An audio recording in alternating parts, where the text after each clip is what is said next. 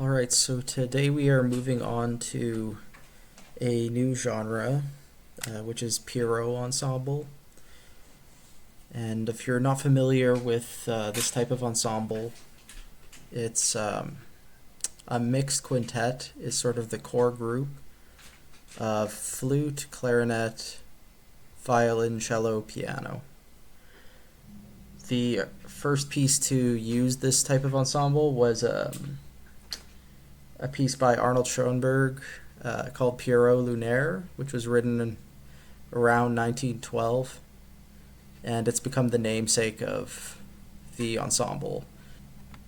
The piece we'll be looking at today is from 2012, and it's by composer Patricia Alessandrini. It's for a slightly different variation on this, so alto flute, clarinet, viola, cello, percussion, and amplified piano. And the piece's title is Black is the Color, Omaggio a Berio. It's a homage to the composer Luciano Berio, the Italian composer, and it's referencing a piece he wrote in 1964 called Folk Songs. This is a song cycle that he wrote for the vocalist Kathy Berberian, and it has a similar ensemble, although you would have to swap the piano for harp. And this piece is interesting because Berio was a modernist composer. He studied with Luigi Nono and later became successful as a modernist composer.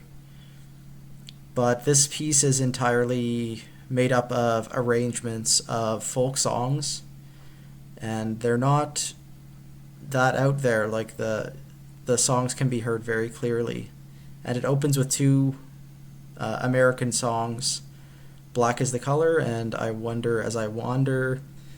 Obviously, Patricia is referencing the first one, and she is most likely quoting it. I'll have to look at the program note here.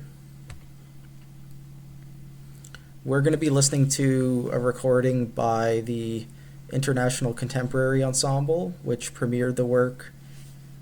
And Ice, the performance by Ice here is only 7 minutes long, so it's a small concert work. She has a lot of multimedia works, theatrical works, and works including live electronics. She's worked with a number of new music ensembles. It doesn't say here, but I believe she was born in 1970. And she's had a bit of an academic career too, it looks like, teaching at the Academia Musicale Pasquerez and Bangor University, and Sonic Arts lecturer at Goldsmiths. And she studied in the Conservatorio di Bologna, Strasbourg Conservatory, and IRCAM, holds 2 PhDs. And some of her teachers include Ivan Fidel, Paul Kuntz, Tristan Marai, and Thea Musgrave. So some pretty big names in there. On this piece, she writes, I wanted to write a homage to Berio following his death in 2003. She was asked to write this piece for the Soundscape Festival in Italy. She is trying to complete a project which engages with the material of Berio's folk songs. She says that she almost always bases her compositions on existing repertoire because musical material itself is not important to her, but rather the act of composing from that material, something like an interpretation or performance. She claims that Berio was not interested in finding new sounds, but carving them out from what already exists. That's another extension of her idea with this piece. Let's have a look at the performance notes, because I think there's some interesting stuff going on just based on the first frame of the video. So all the performers are gathered around the piano with open lid. There's one contact mic inside the piano, and then another microphone over the low strings on the end of the piano. And the 4 musicians are playing on the inside of the piano in different registers of the instrument, which are related to how they're seated. Either scrubbing the strings softly with the fingertips or vertical bowing the strings. Playing on the outer edges of the piano frame. Some of the symbols mean different things depending on the instrument that they're assigned to. And there are a number of percussion instruments. For the percussionist, dulcimer, which is laid flat on a table. 2 crotales, one in D, one in E, both of them from the lower octave. And then 2 temple bowls, pitched in E and G. A cymbal and fine chains. And 2 leather cymbalum mallets, and then 2 other mallets that are very soft.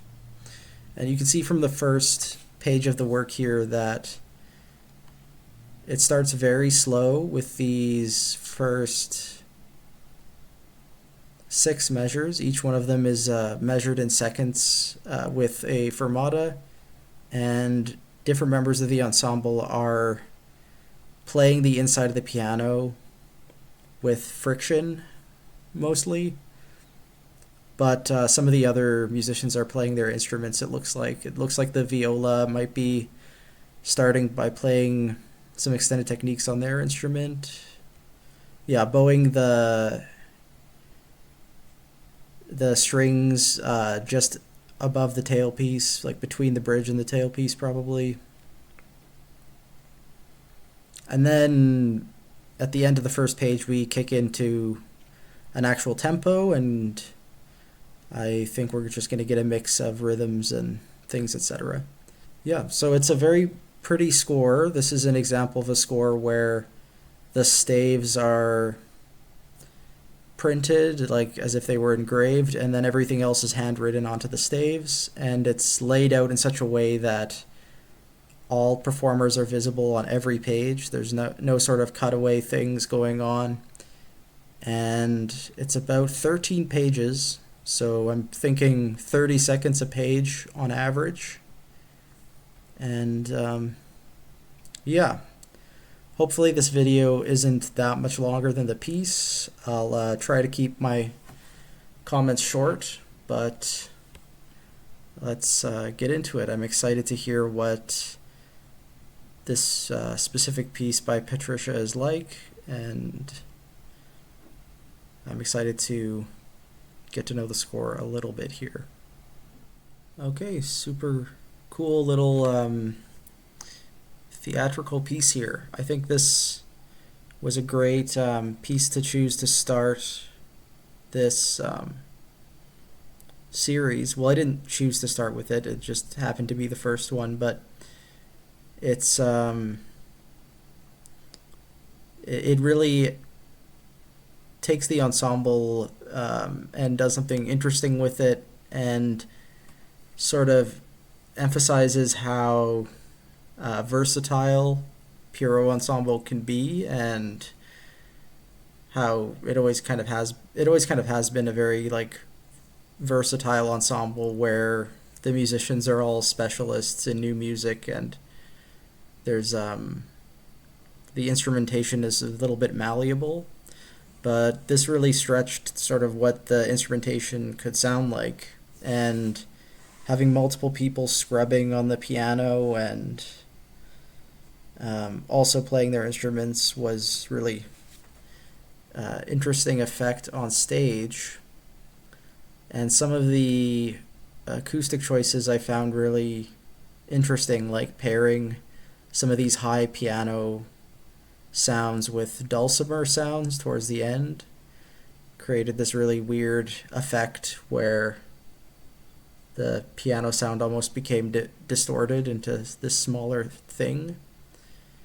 And similarly, having like almost no flute, but having the performer sing into the flute, and it's an alto flute, so it closely kind of matches the human voice where it's singing, and just little details like that I thought really stood out. Having that, for example, merge with some of the string harmonics at the end, it was all very tasteful, I think, and I think the choice to amplify the piano was really smart too. A lot of these sounds were super quiet, and this allowed for more control and sort of blending. And in terms of the quotation, I thought it was really restrained, and it didn't quote the melody of the folk song at all. It just quoted this sort of accompanimental figure that's like a descending scale, and that is something that Berio wrote for sure. Like, it's probably one of the more distinctive things about that folk song in the Berio. So I think the reference is clear, but very minimal. Like, probably as minimal as you could push it. Yeah, thanks for listening to my commentary, and I hope it is helpful, and I hope it helped ease you into the listening experience today.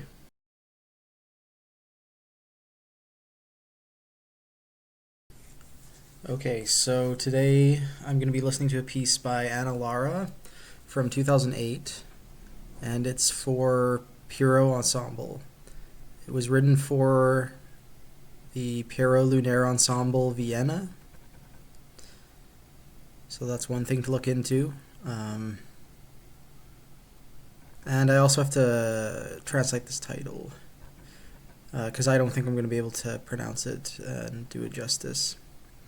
This score that I have doesn't have any front matter, but we can see that it's for flute, bass clarinet, piano, violin, and cello. I don't know why it says violin 1, because it doesn't look like there's any violin 2 in there. Okay, so this piece was written a couple of years before her string quartet Beyond the Visible, which I really liked. So I'm assuming this is going to be a pretty mature work. It was done late in her career, but not as late as that string quartet. Okay, so this particular Pierrot ensemble was founded by its pianist and its flautist, Gustavo Balanesco and Silvia Gelos. And it is, as you could assume, a Austrian ensemble. But this pianist, Gustavo Balanesco, is of Austrian-Argentinian descent. So maybe there's a connection there with South and Central America. And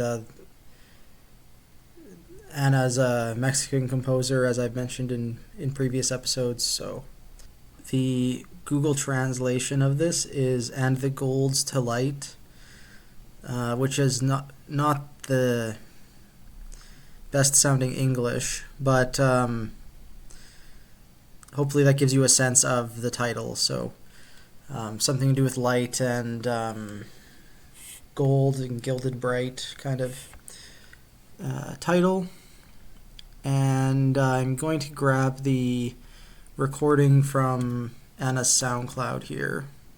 Great, so the full recording is on her SoundCloud, and it's about 8 minutes long, and we do have a program note here, which I guess I can translate to the best of my abilities.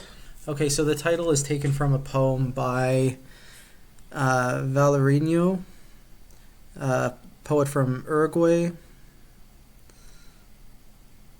and the poem, this is going to be a really bad translation of the poem, but whistle and whistle, gold thread, silver, whistle and whistle, and the gold's the light, and the sun go away.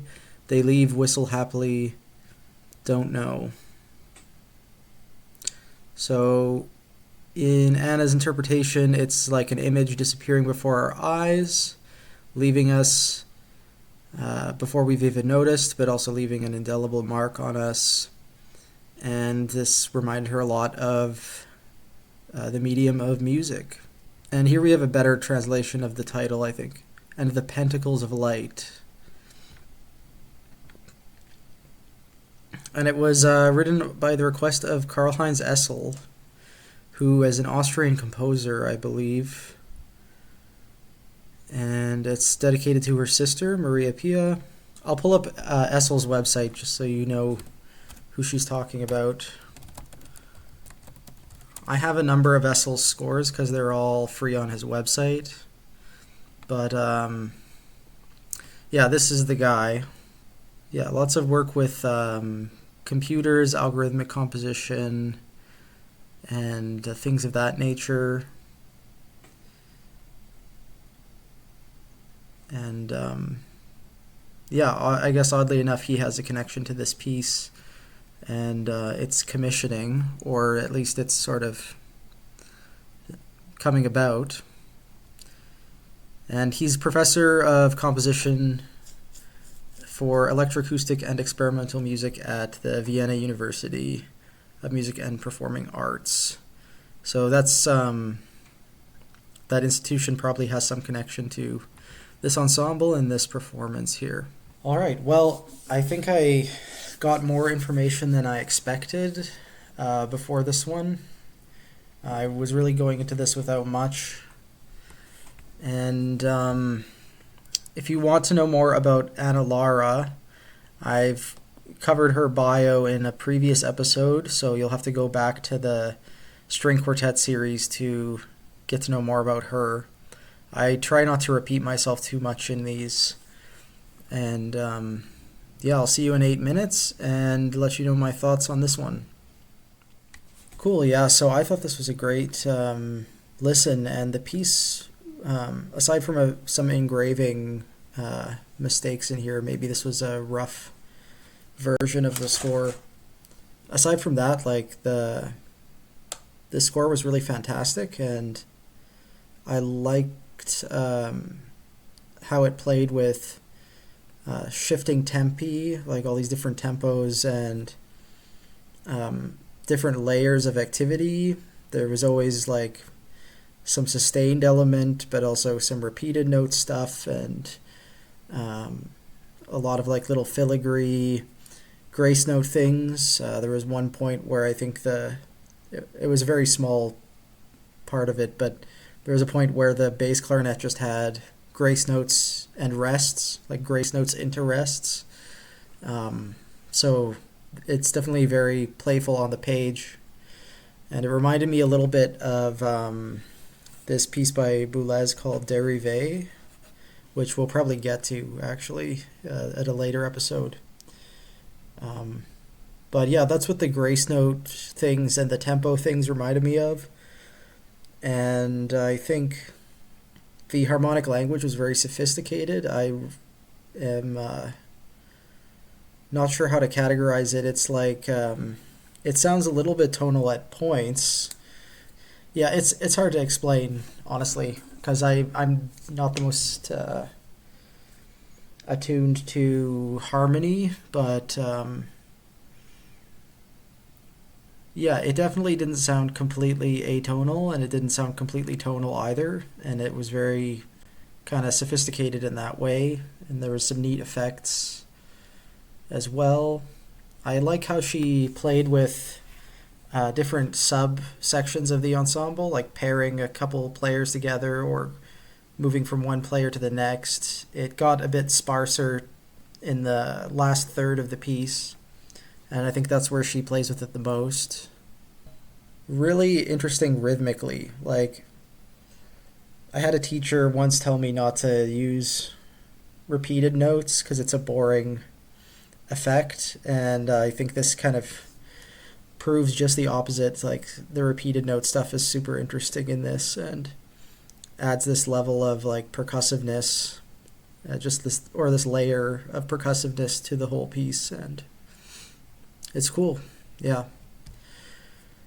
So that'll be it for today. And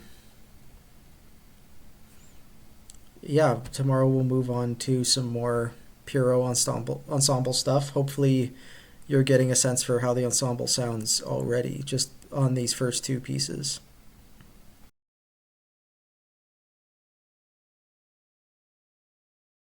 Today we're looking at a piece by Kory Reeder called Messier, and it was written in 2019. And Kory was a colleague of mine at the University of North Texas, so I saw plenty of his pieces in person.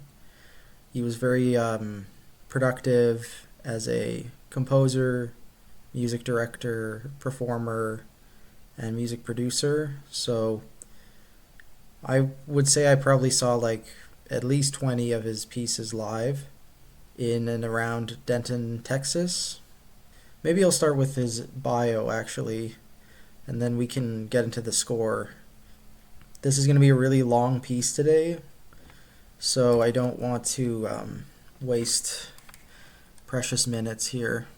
So Kory has composed hundreds of pieces and been programmed on all kinds of things. He's an American composer, and he also has a small batch label of contemporary, experimental, and improvised music called Sawyer Editions.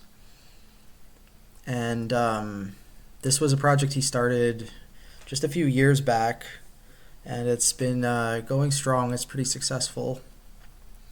So if you want to know more about this project, I would highly recommend looking into it.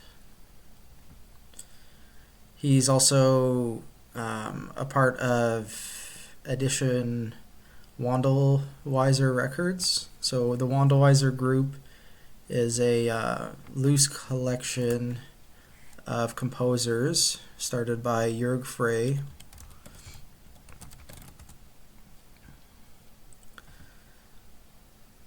So it's like it's sort of like a label, like a record label, but also a catalog of scores. And you can see Kory is among these composers here, representing the U.S. And Wandelweiser, if you're not familiar with Jörg Frey's music, it's very quiet and like extremely quiet.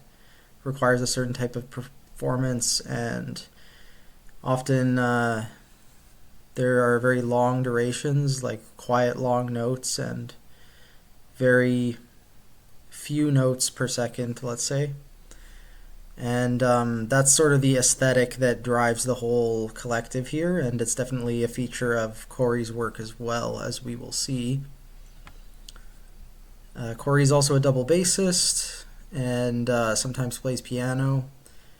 And he's from Nebraska, currently residing in the Dallas-Fort Worth area.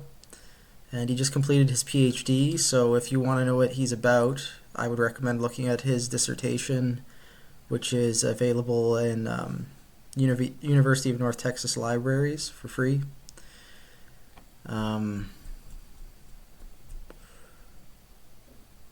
Yeah, he even has a link to it on his website. So Kory's very good about making all of his work available, so I will just leave you with this and trust you to find whatever you're interested in. As for this piece, it's for Pierrot Ensemble plus 2 percussionists, and the clarinet part is actually a bass clarinet, kind of like the last piece we looked at. The percussion instrumentation is variable. One percussionist should be playing a variety of resonant metals, and if they're pitched, some recommended pitches are C sharp, D sharp, F sharp, E, and A. And the other percussionist, who plays a bass drum, is the timekeeper of the piece. So after each section of the piece, which we'll get into, they do like a very quiet roll on the bass drum, which signals the performers to start doing the next thing. And the goal of the other performers is to move on to the next module independently before the roll ends. And this is similar to something we looked at in Earl Brown's string quartet. He asked the performers to switch between sections at their own leisure, like within 6 seconds. All 4 of them have to get to the next thing, and that's a similar vibe here to Earl Brown. This is what I wanted to really get into. This is what the score looks like, and you can see it's very different from even some of the more indeterminate stuff we've looked at so far. So each line is of a certain duration, and each performer is given sort of a row of pitches, which I'm assuming you could read in either direction or sort of scramble at your own leisure. And each section has directions for every performer, like text directions. These are pretty specific, like first section, the flute has many long and high tones with spaces. Bass clarinet, only a few tones. This is over the course of like 2 minutes, etc. And it's named after a French astronomer named Charles Messier, who was very talented at hunting comets. So there's a cosmic theme here, which I think is really fitting for something that is 3 hours long. You could imagine Messier would spend similar amounts of time looking up into the stars, similar stretches of time. So pretty interesting program concept for an extended duration piece like this. Kory put together a recording here of the piece. Oddly enough, it is split into 13 parts, not 53 parts. So there's going to be multiple sections per each of these tracks.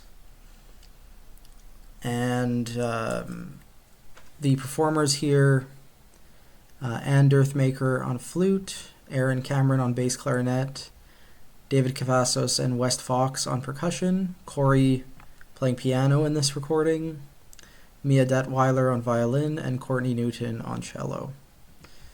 Okay, well, with that being said, I'm going to mentally prepare for this and try to listen to it as much as I can in one go, and I will let you know my thoughts afterwards.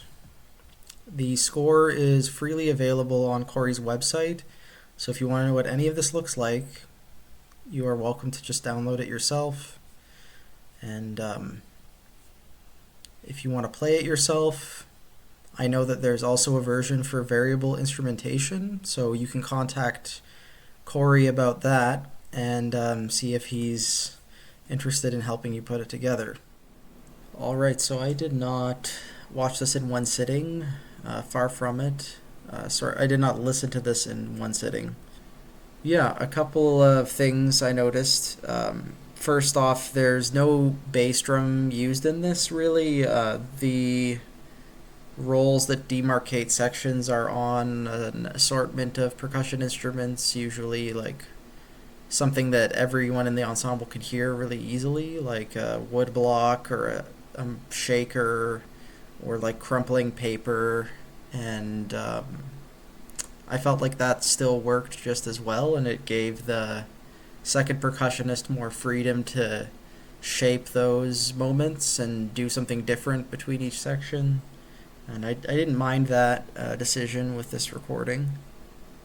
I'll admit that it kind of started losing me after the first hour. I guess I wasn't completely in the mood to listen through this today, but I only got lost once, and that was between the two percussion solos. The rest of the time I was able to look at the score with this.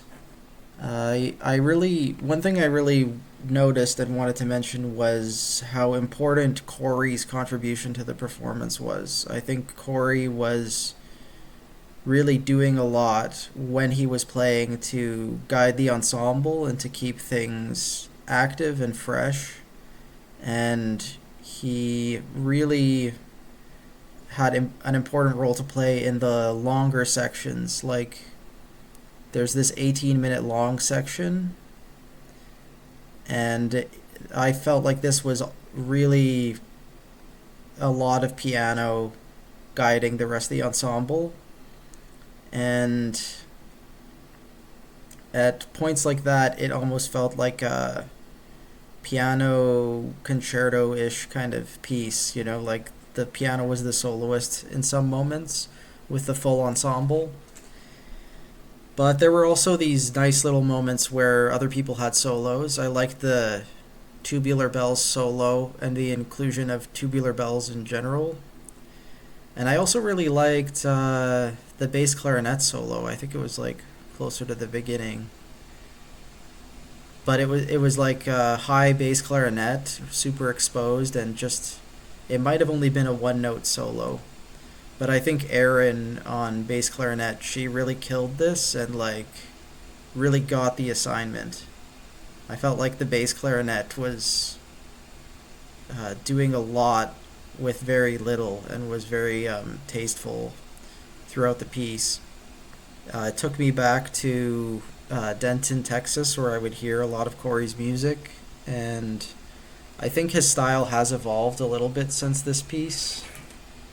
I can't see him writing a piece exactly like this now, but he has done a lot more with this sort of extended duration stuff.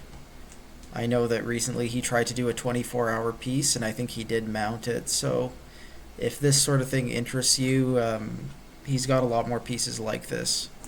The next piece on our series here is Lumen by Franco Donatoni, which is sort of a classic of the Pierrot Ensemble genre.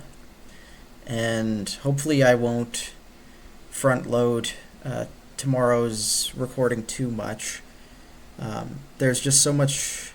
All the pieces in this series I'm finding are so different that I feel like I have to give a lot of context. But yeah, so something completely different tomorrow. It's like a 5-minute piece, and we'll just keep moving on from there.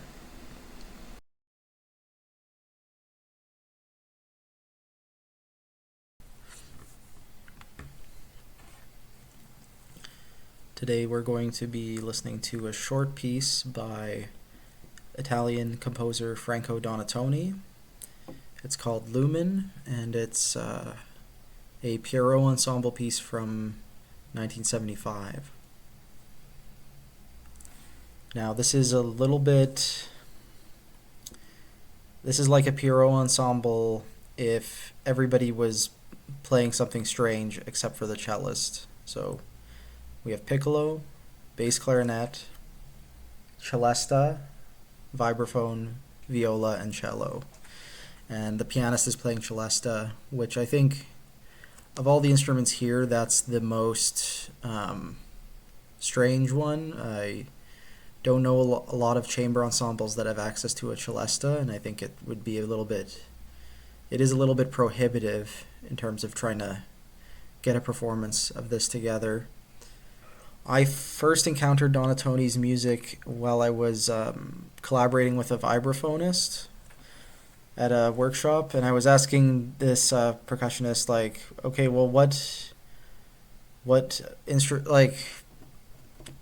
repertoire does the vibraphone have? What should I be looking at in terms of like new music for vibraphone? And he said, you need to check out Omar by Franco Donatoni. So I checked out a score of Omar, and it was this huge 11 by 17 landscape thing, and the piece is like 17 minutes long, and I was kind of hooked after that. I thought it was like one of the coolest solo pieces I'd ever heard, And yeah, I like Donatoni a lot. And this piece, I think, is a great little showcase piece. I think 4.5 minutes is like perfect for showing off a composer's style. And also, it's sort of like his more mature style is like in the 80s and 90s. This is like his early mature style, I think, 1975. So it's also not particularly. It's not as challenging to listen to as some of his later stuff, but it has all of the same elements and gestures. It's all there. So, oh yeah, I was gonna also say that there's a good article about this piece in a issue of Perspectives of New Music. I think it's like the 2016 issue or something. Yeah, this is it. Shedding Light on Donatoni's Lumen. So in an academic sense, this is a well-known piece. And maybe that's why it's coincidental, but I got into his music around the same time that this article was written. So maybe people were just talking about him a lot around 2016. I'm not sure. It's so cute. It's so fun. And it's so accessible. I feel like, yeah, it just begs to be listened to again. It's one of those pieces where you just want to hear it over and over. Yeah, what to say about it that hasn't already been said? I think that one thing I noticed on this listen that I haven't noticed before is his strategic use of the vibraphone. Like, the vibraphone has an important role in the intro, and it has an important role in the climax towards the end afterwards. But there's actually quite a large portion of the piece without any vibes at all, where the celesta is just going. And I think that's interesting use of the ensemble. In such a short piece, you would expect most people to be performing all the time. But he has this like 1 minute intro that has no wins, and then he has like another 2 minutes or something without vibes. So, yeah. I think it has interesting little coda here, which is kind of cut off from the rest of the piece. And I think all the compositional ideas are just really strong. Like that intro with the pizzicato strings and the chords and the vibe and celeste, it's already teeming with like contrapuntal potential. There's like the occasional misaligned chord where you hear the two parts, or sometimes you just hear the pizzicato on its own. And he already sets up this idea of like people playing together and people playing apart and people playing with silences or playing almost together. And the first idea with the winds sustaining chords, activity in the middle, and then the strings doing continuing the pizzicato stuff. It's or continuing the short gestures, I should say. It's like classic Pierrot ensemble writing, just splitting up the ensemble into 3 layers, the 3 families, and enjoying that feature of the ensemble. So I think last video I said this was a classic. I've been thinking about that, and I don't know if Pierrot Ensemble has like a repertoire necessarily.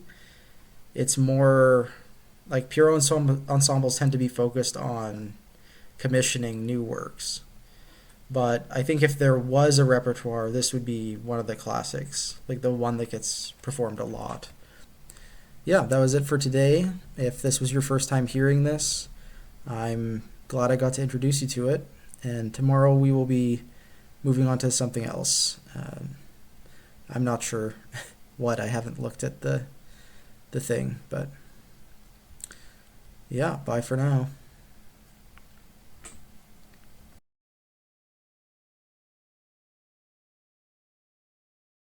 Okay, this morning I'm going to be looking at 8 songs for a Mad King by Peter Maxwell Davies.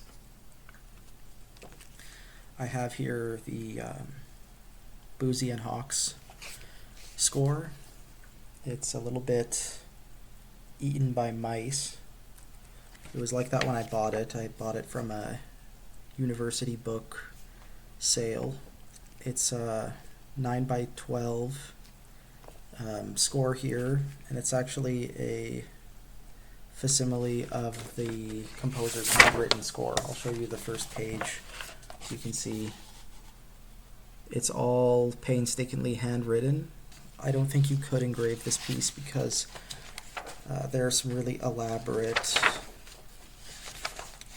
sections of the score, kind of like George Crumb stuff. The famous example is the birdcage movement, where the singer has to read each line like this, and then there's also a line across the top that is the flute part. But I'm getting ahead of myself here. This piece is from 1969, and it's a monodrama for baritone and Pierrot Ensemble plus percussion.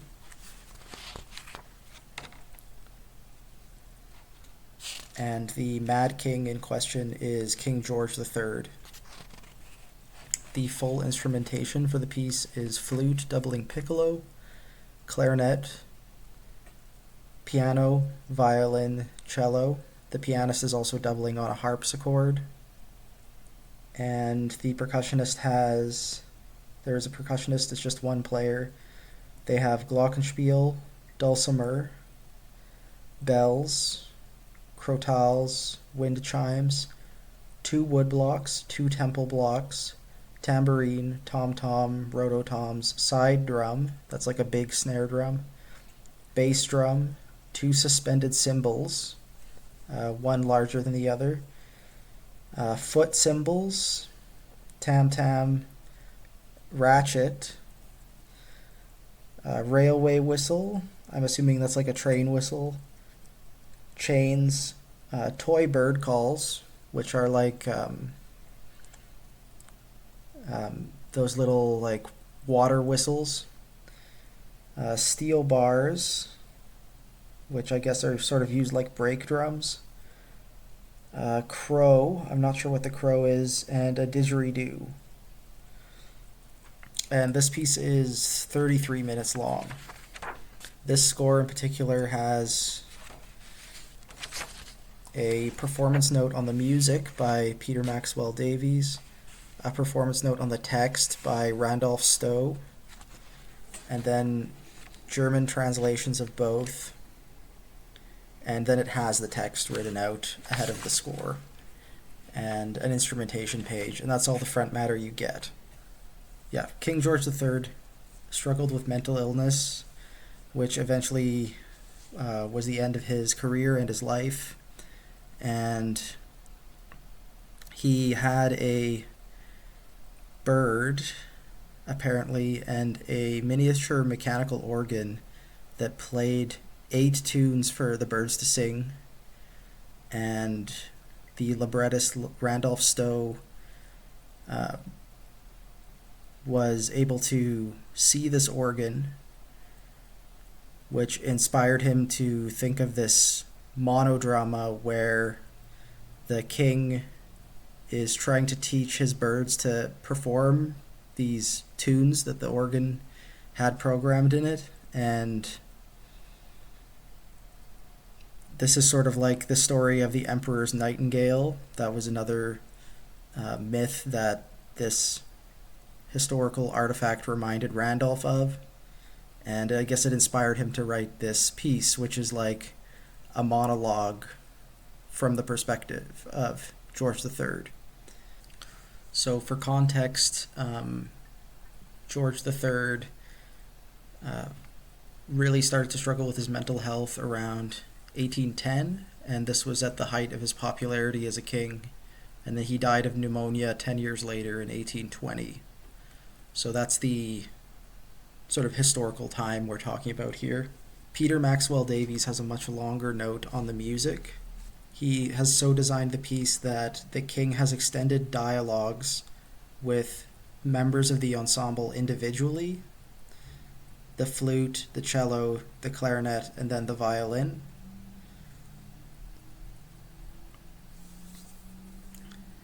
And the percussionist in this piece is supposed to represent the king's keeper. The piece was written for vocalist Roy Hart specifically, and a lot of extended techniques in the piece have dramatic significance and are unique to his vocal talents. And the sounds are inspired by the sounds people make under extreme duress, both physical and mental. The flute specifically is representing a bullfinch, which I'm assuming is the king's personal bird, which he's trying to teach how to sing. But it's a little bit malleable. Whenever the king is in dialogue with an instrument, that instrument is representing the bird. So you'll see at the climax of the piece, which I won't give away, it's symbolic for the king killing his pet bird and relinquishing the thing that he's holding on to for sanity. Peter Maxwell Davies was one of the founding members of this ensemble called the Pierrot Players, also known as the Fires of London. And this was a Pierrot ensemble active from the 60s through 70s in the UK. And it's one of the first serious Pierrot ensembles. Pierrot really did not take off until after Schoenberg died. And you can see in this piece that Maxwell Davies is trying to draw from Pierrot Lunaire as sort of a tradition of contemporary music. And he's doing something similar but relevant to his own culture in the UK.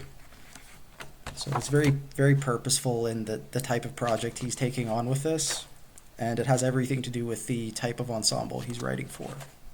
Okay, I think I've set this up enough. I'm going to have a listen. I'll talk about the recording after.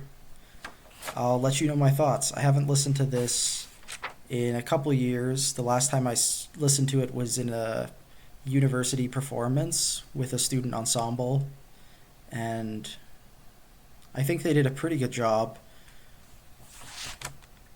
but that was 2 years ago, and I haven't looked at the score since then, so let's get into it. I can't think of anything better to do on a Saturday morning.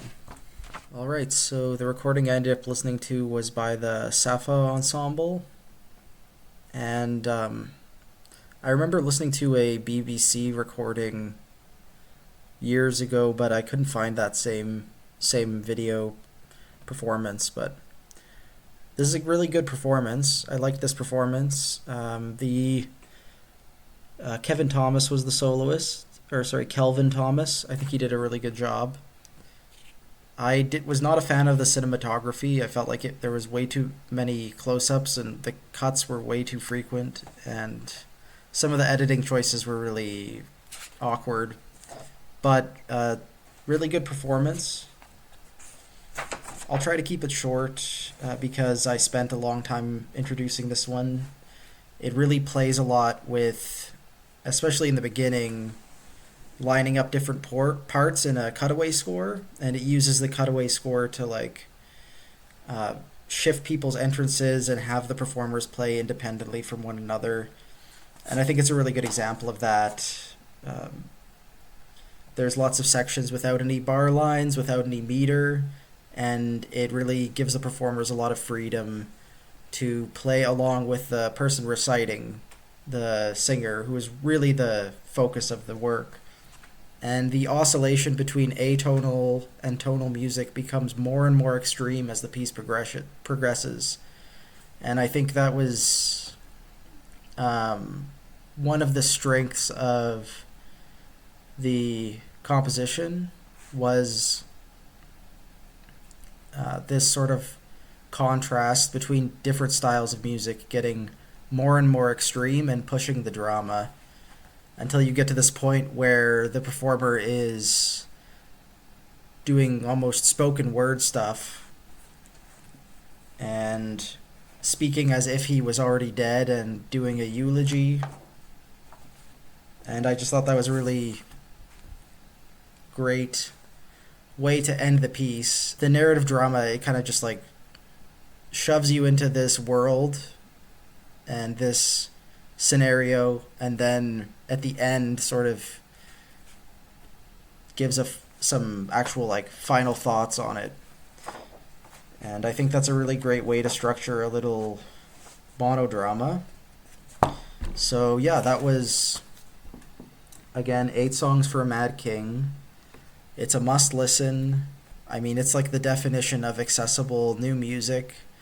There's like tons of comments on this performance, and you can see that people from all walks of life, anyone who knows classical music, like, will have something to say about this piece, whether they like it or not.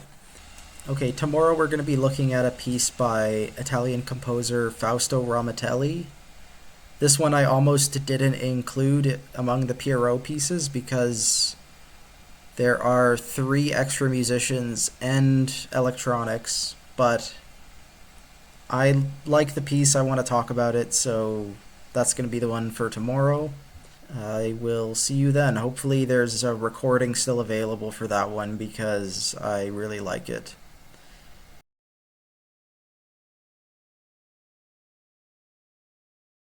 This morning we're going to be looking at a piece by Italian composer Fausto Romitelli.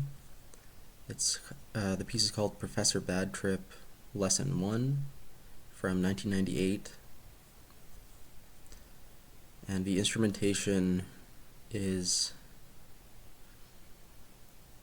has Pierrot Ensemble as its core group, I guess you could say, plus percussion, plus viola, plus electric guitar. I decided to include it in this series because Pierrot plus percussion is super common, Pierrot plus viola is less common, and electric guitar is not common at all, but it's a Romitelli thing. He has lots of pieces with electric guitar. And out of all of those pieces, out of all of those chamber pieces, this is the like smallest and closest thing to a just straight Pierrot ensemble. If we look at the percussion list, it's pretty extensive. Vibraphone, Glock, marimba, pitched gongs, low C sharp, high C sharp, G, and 3 splash cymbals, I guess, or 3 like suspended cymbals,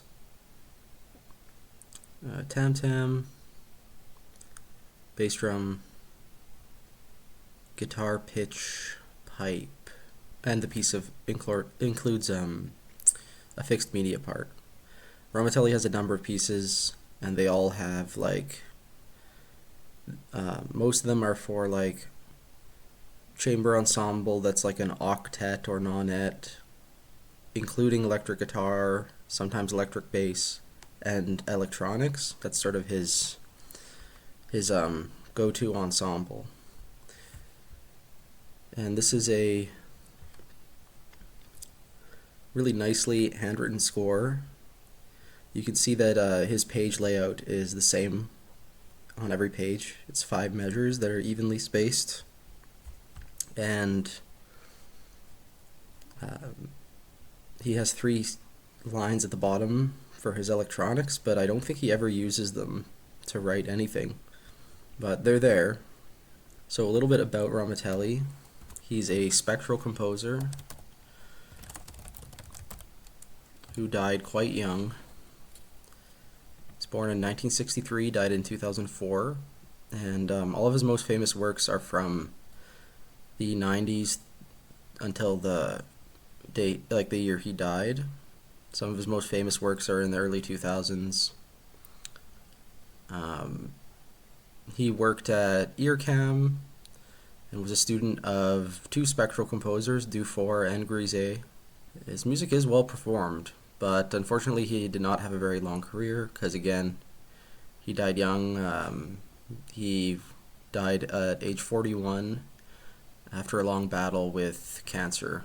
If you are somebody who comes from that sort of background with rock music, metal music, and you're trying to get into composition, I think he's a good guy to check out. And spectralism in general is pretty good for genre mixing, in my opinion. That's all I have to say about this before we get into it. Let's have a listen, and I'll let you know my thoughts hearing it this time. Okay, so today I was listening to the Ensemble Ictus recording, and I had a lot of fun looking through the score. I was hanging on for dear life, I think, to follow it at times, but it was pretty easy to latch on to either the piano or the electric guitar or the bass clarinet.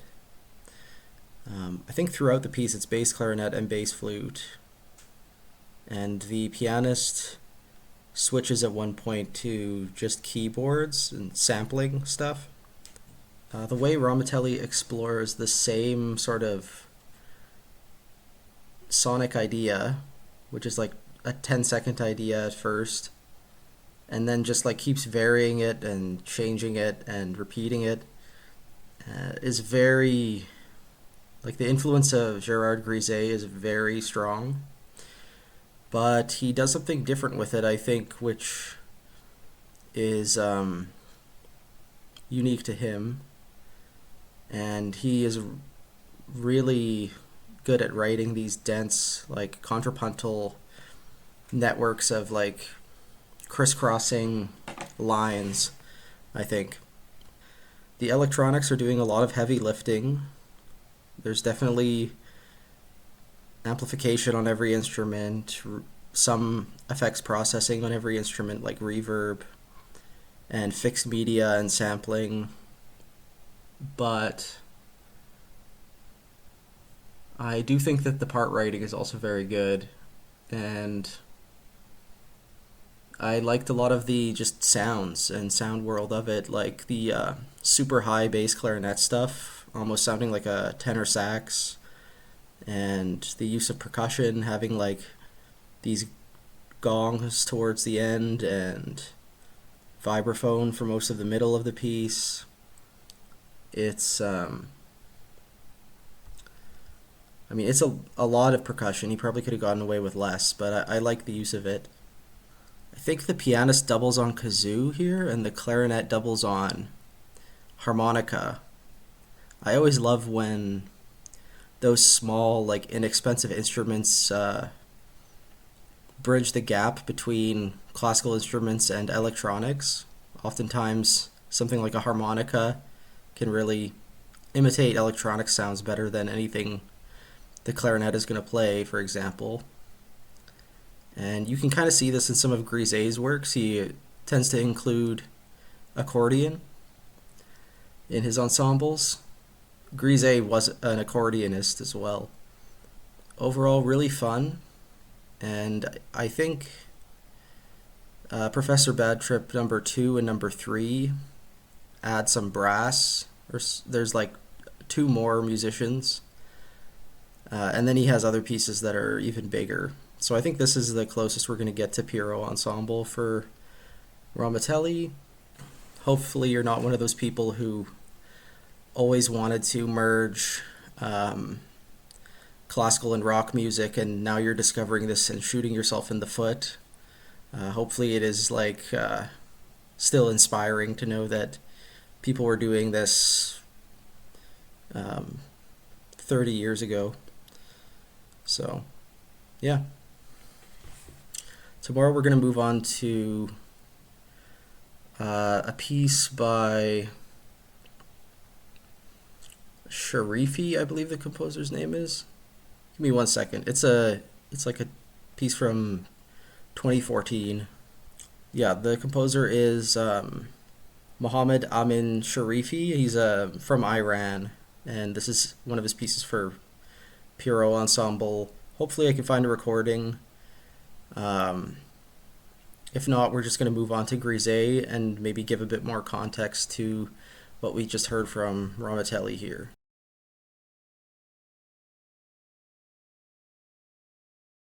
Alright, today I'm going to be listening to a piece for Pierrot Ensemble by Mohammad Amin Sharifi. It's called Quintet Number 2, and the subtitle is Written Improvisation. It was composed in Tehran, Iran in 2014. So far in this series, I don't think we've had just a straight Pierrot ensemble, but this is one. Nobody's doubling on anything. It's just flute, clarinet, violin, cello, piano.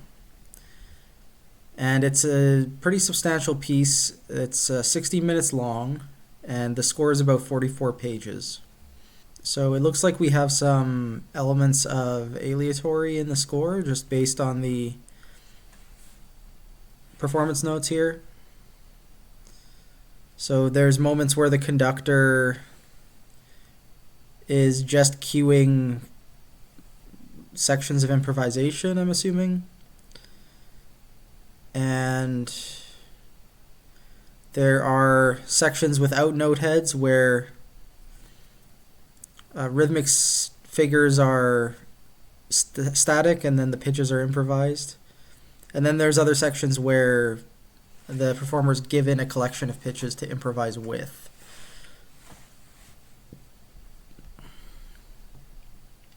There are also some extended techniques for each instrument that are specific to each instrument.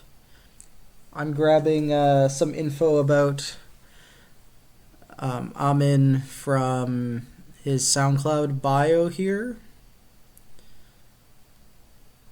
So he's an Iranian composer, studied at Art University of Tehran, Indiana University Jacob School of Music as well. And his teachers include Nader Mashayekhi, Mehdi Hosseini, Peter Ablinger, Klaus Lang, another European composer, David Zubey, and Don Freund. Hopefully I didn't butcher any of those names. And he's taken master classes with some pretty big names, looks like. Penderecki, Haas, Fujikura, Tansy Davies, Augusta Reed Thomas, George Nussbaumer, Wolf Wallen, Alex Minchik, Kate Soper, Sven David Sandstrom, Ken Weno, John Gibson, Nina C. Young, and Sean Shepard. So I'm recognizing about half the names, so that's a good sign. I'm struggling to find much on this specific piece, but there is a score video, which I will link in the description, and in the description to this video we do have some performers' names. Yeah, I guess there's just not much info on his website because this is an older piece. It's about 10 years old now. So with that being said, I think we can get into it. Here's what the first system of the score looks like, and I will get back to you in 15 minutes or so. Cool, yeah. I think this is a nice like 15-minute exciting, accessible little piece, and I think it could fit on a lot of programs. I like the composer's use of the ensemble and his sort of like the way he combines 2, 3, 4, and 5 instruments. It's really colorful, and it really plays to the ensemble's strengths. All of these instruments are really good solo instruments, and they all blend really well, and they all have very different colors in their different registers. And I think he had a really good time experimenting with the silences and sort of ending phrases open and then starting over. That was sort of a theme I traced throughout the piece. I also really liked the harmonic language. It was like, it kind of reminded me of Messier at times in the piano especially, but then there was also sections where the pitches were all improvised and it was a little bit more like unexpected and dissonant. From the title, I was expecting the piece to play more with aleatory, but it's really just reserved for a few special moments. The biggest one is at the end here, these 2 pages. And I can imagine it being conducted in concert, and I think it would be really fun to see a conductor sort of making this section happen here. And it's a pleasure to just have a piece for just straight Pierrot Ensemble. No doublings, nothing added, and it gives you a sense of how sort of bright and lean and colorful this ensemble is as a chamber group, and how it sort of can be used for instrumental writing rather than backing a singer as it was initially used by Schoenberg. So yeah, tomorrow we're going to move on to a piece by Grisey from the 90s. So we're going to jump back in time about 20 years. But thanks for tuning in. Hopefully I was able to introduce you to this composer and this piece. And now you know.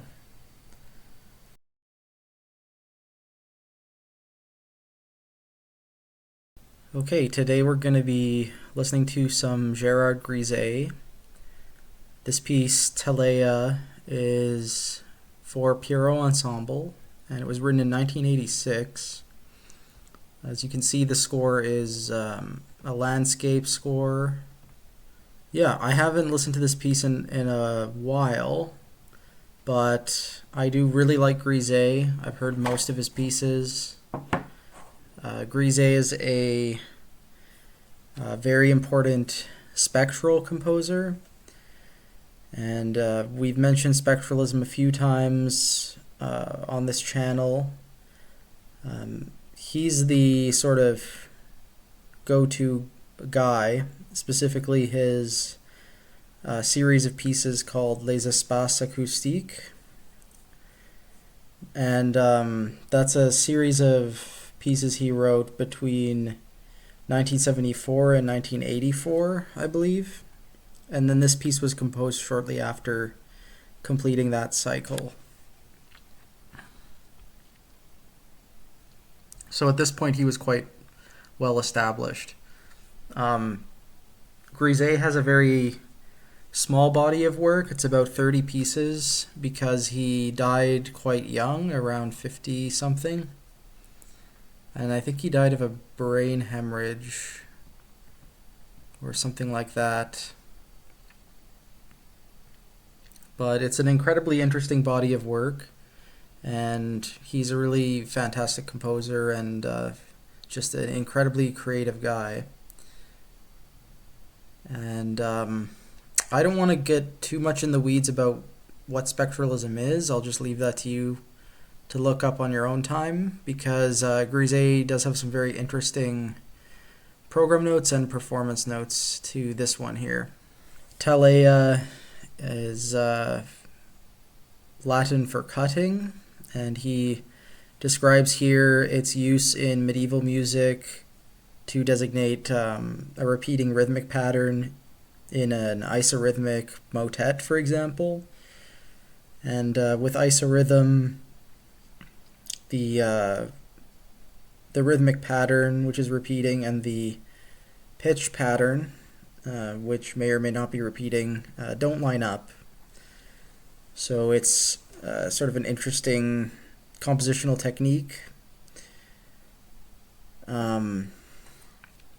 It's also associated with the work of Olivier Messier, who was one of Grisey's teachers.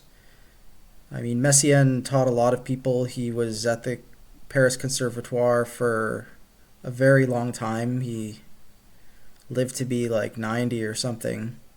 So it's definitely a connection to be aware of. And here he talks a little bit about his research on instrumental synthesis, microtonal music, contiguous transformations, and he says the piece consists of two parts which are linked together without any interruption. So some sort of form that is two separate things. And in a more poetic paragraph here, he describes the first section as a inexorable process or a machine, and this sort of emerges into freedom in the second section, and the second section is like this mechanical procedural thing is being colored, and wild flowers and rank weeds are growing out of the machine and overflowing. That's sort of what we're going for here. And he leaves these sort of cryptic characters and actions, which there's 3 characters in the piece and 5 actions, and each character and action has 2 personalities, you could say, one in the first part and one in the second part. So I'm just going to read through them briefly so we can compare, and hopefully that'll guide our listening of the piece today. So character number 1 is a descending gesture for all 5 voices, going from fast to slow, fortissimo to pianissimo. In the second part, the same character is inverted and monophonic. So one voice, possibly. Character number 2, a spectrum of the harmonics on the note C. In the second part, this character draws from the harmonic series on B flat, A flat G, G flat F, E flat D, and D flat. So basically the spectrum of everything except B natural, and excluding C.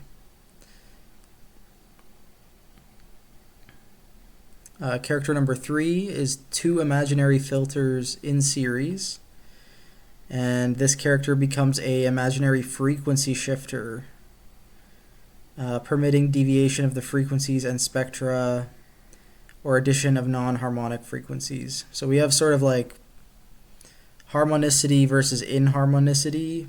That's what I'm gathering from the first 3 characters here. So the second part is more inharmonic. There are a 4th and 5th character in the second part, which is a bit strange here. The first part has 5 actions. So action number 1, the gesture is gradually eroded to a point of periodicity. So moving from aperiodic to periodic. And action 1 in the second part, the evolution of the gesture is inverted from periodic to aperiodic. Yeah, I think the actions are a little bit more abstract, so I'm not going to go through all of them, but you can see there's this sort of game of compare and contrast going on, and maybe we will hear a defined shift in the piece. The piece is just for plain Pierrot ensemble, but the flautist has to double on alto flute, bass flute, and piccolo. And the clarinet doubles on bass clarinet. They also double on an A clarinet, which is tuned either up or down a quarter tone. Down a quarter tone, yeah.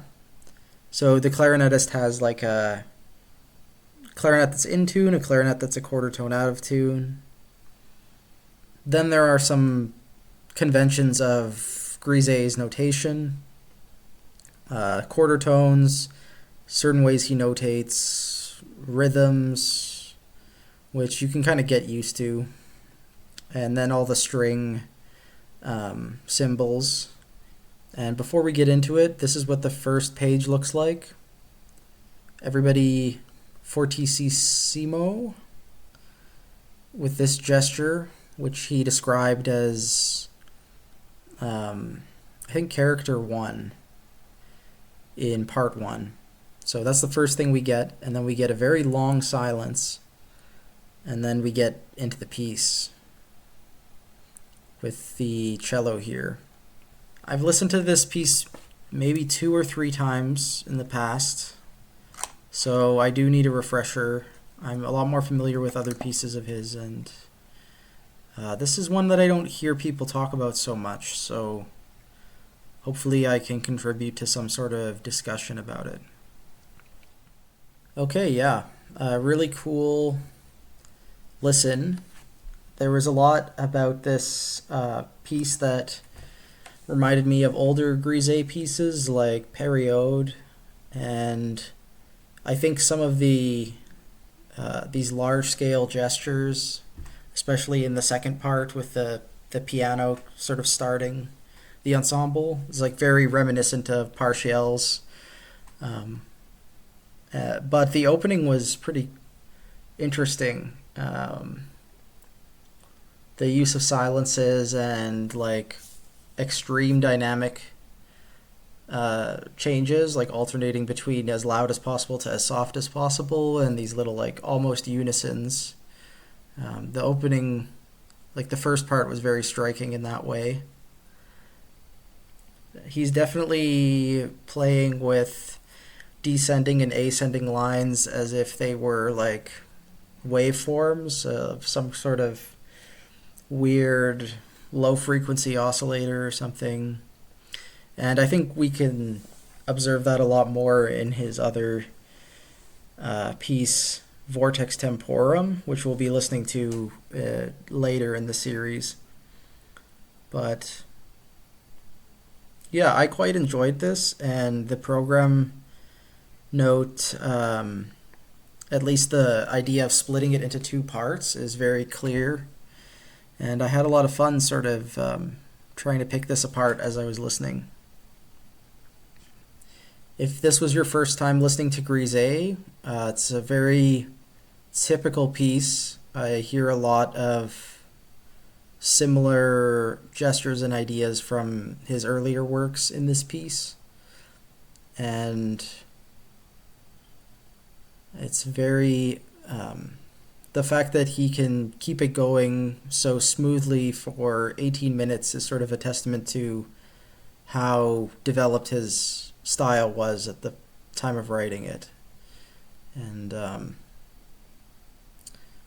yeah, hopefully you had some favorite moments, like the use of piccolo at the end, or maybe the use of piano in the second part with the low clusters. And yeah, that was it for Talea.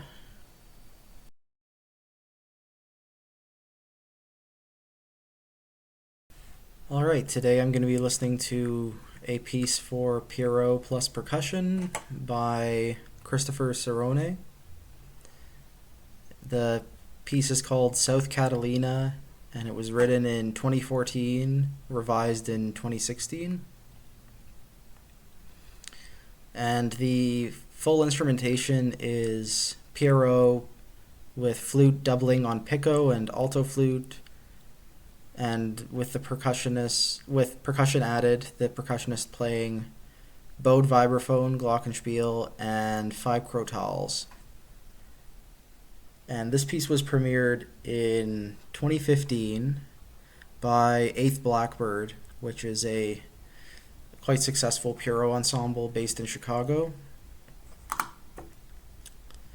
It was commissioned by the Stuart and Maxine Frankel Foundation for the Great Lakes Chamber Music Festival, co-commissioned by Carnegie Hall Visual Arts Production, elements made possible by the Andrew W. Mellon Foundation, and Texas Performing Arts at the University of Texas at Austin. Okay, so before I get into the program note, some stuff about Christopher Cerrone.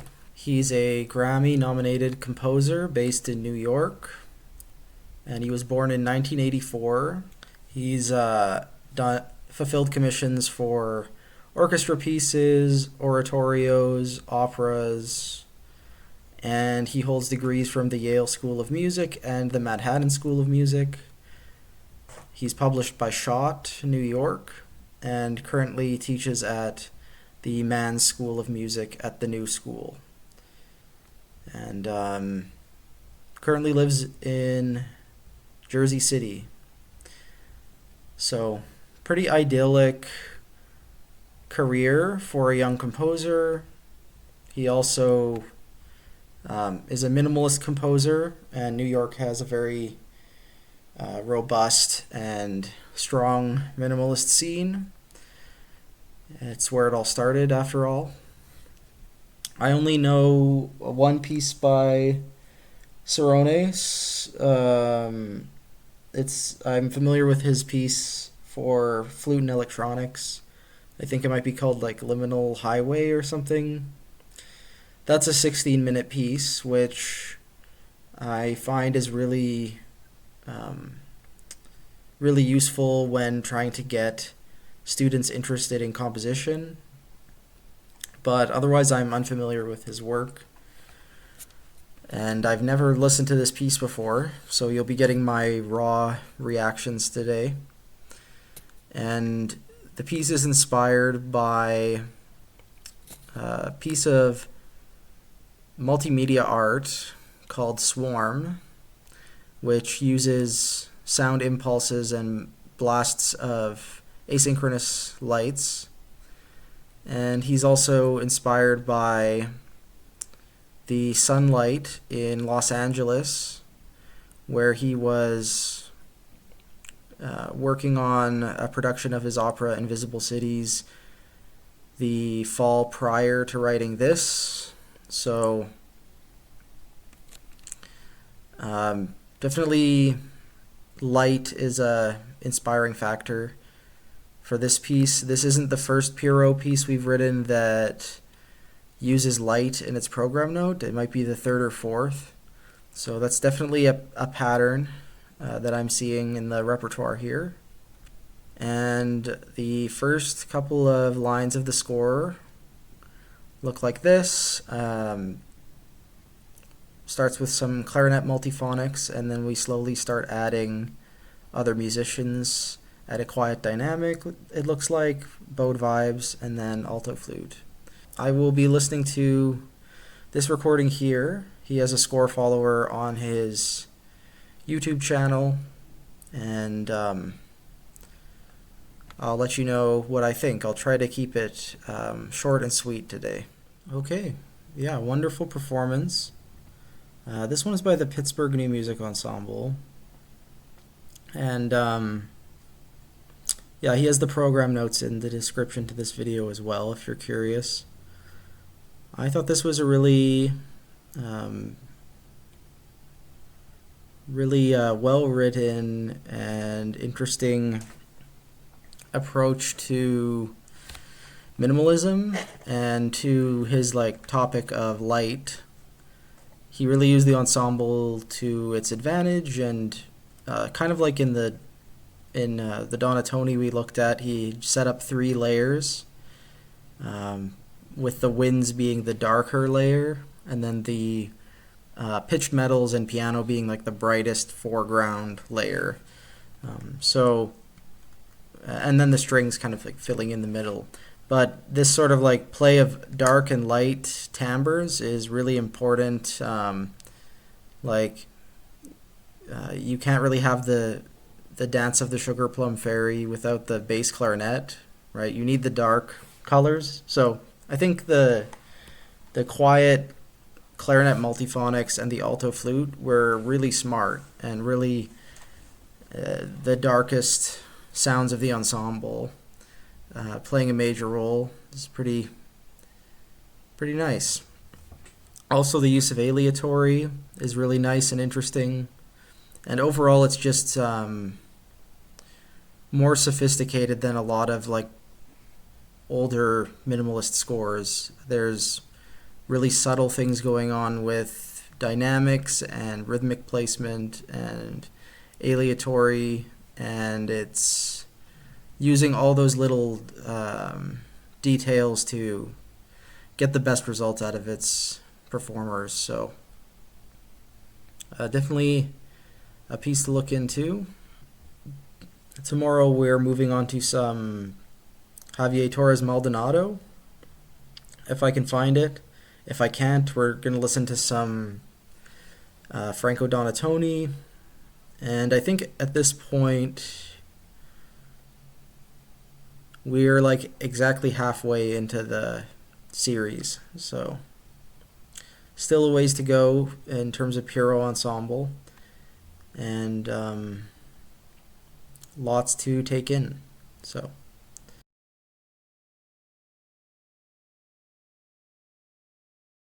okay, this morning we're going to be listening to a piece by Mexican composer Javier Torres Maldonado, and the piece is called Hemisferios Artificiales for Pierrot plus percussion.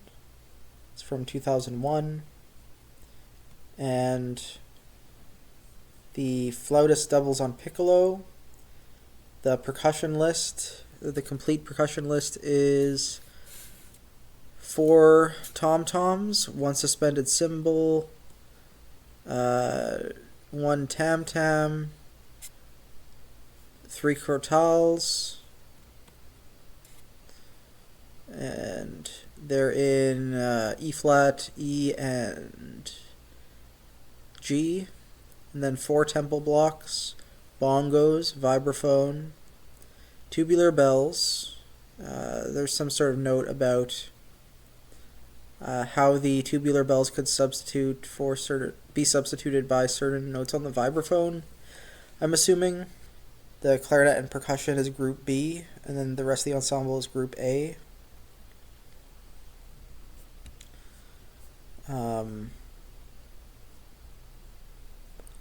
And that's reflected in the layout of the score here. I've talked about Javier's music a number of times already. We covered 3 pieces of his in the string quartet series, so there's not much left for me to introduce really. Let me pull up the recording to show you what I'm listening to, and then we'll get into it. We're going to be listening to the recording that's on his SoundCloud, which is from a year later, and was performed at the Theatre des Laisières in Strasbourg. And here he has a bunch of composers listed in the tags, so this will give you an indication of Javier's influences for this piece. Georges Ligeti, Karl-Heinz Stockhausen, Gérard Grisey, Georgi Kurtog, Luciano Berio, Franco Donatoni, Salvatore Sciarrino, and himself, and Beat Führer. So all modernist composers, I would say, but with a diversity of styles. Javier studied with Donatoni, and he does use some spectral techniques, so the Ligeti and the Grisey aren't surprising either. But I never made the connection to like Sharino or Kurtog. But I do think his music has some similarities, like uh, his interest in sort of miniature forms and gestures. So, with that being said, I think we can get into the score. And I apologize that I'm not able to show it. You're going to just have to listen to the recording and imagine how it looks on the page with the two groups interacting here. All right, so really cool piece. It's nice to have another short one after having long ones for so many days in a row. And really unique use of percussion. I felt like a lot of the loud, unpitched percussion stuff was really cool and reminded me of like a lot of older modernist pieces like Xenakis stuff. The division of the ensemble into two groups was really interesting, and I really liked the opening how it just used the first group for a long time, and then you could imagine this huge percussion setup on stage with a clarinetist standing beside them, and they're just waiting to play, and then when they finally come in at the climax, it's a really fun moment, super theatrical, and yeah, I felt like the musical language was very much his, but it was a little bit more playful and fun than some of his string quartets that we looked at. He was playing with tempo very aggressively and extreme dynamics and things like that. And even though I was quite tired today when I started, it was a pretty fun listen. And I think there's a lot you could learn from this piece. It's just like really spontaneous and fun the whole way through. Like for example, there was one moment where there was the cello was exposed, and then there was like a bunch of unison stuff going on for maybe 4 or 5 measures, with most of the ensemble like coloring this unison, and then we got like, I think it was like, it was a unison on like an open A or an open string of the cello, and then we get the other strings of the cello briefly but not played in the cello, like another open string pitch played by a different performer, and that quickly evolves into something else. And yeah, something I'm noticing about Javier's music is it really doesn't dwell on anything, and he really doesn't repeat any ideas, which sort of works against his tendency to incorporate spectral techniques. It's sort of like he uses spectral techniques, but he doesn't use repetition or time or form the way a spectral composer would. So you really just get the sound, and that's it. And then he moves on to the next sound. And I think that's really apparent in this piece, and it might be worth listening to a few more times just to get the sense of how it progresses. I will move on tomorrow to another Donatoni piece, I believe. So we're just going to keep the train rolling, so to speak, and look at more Pierrot stuff.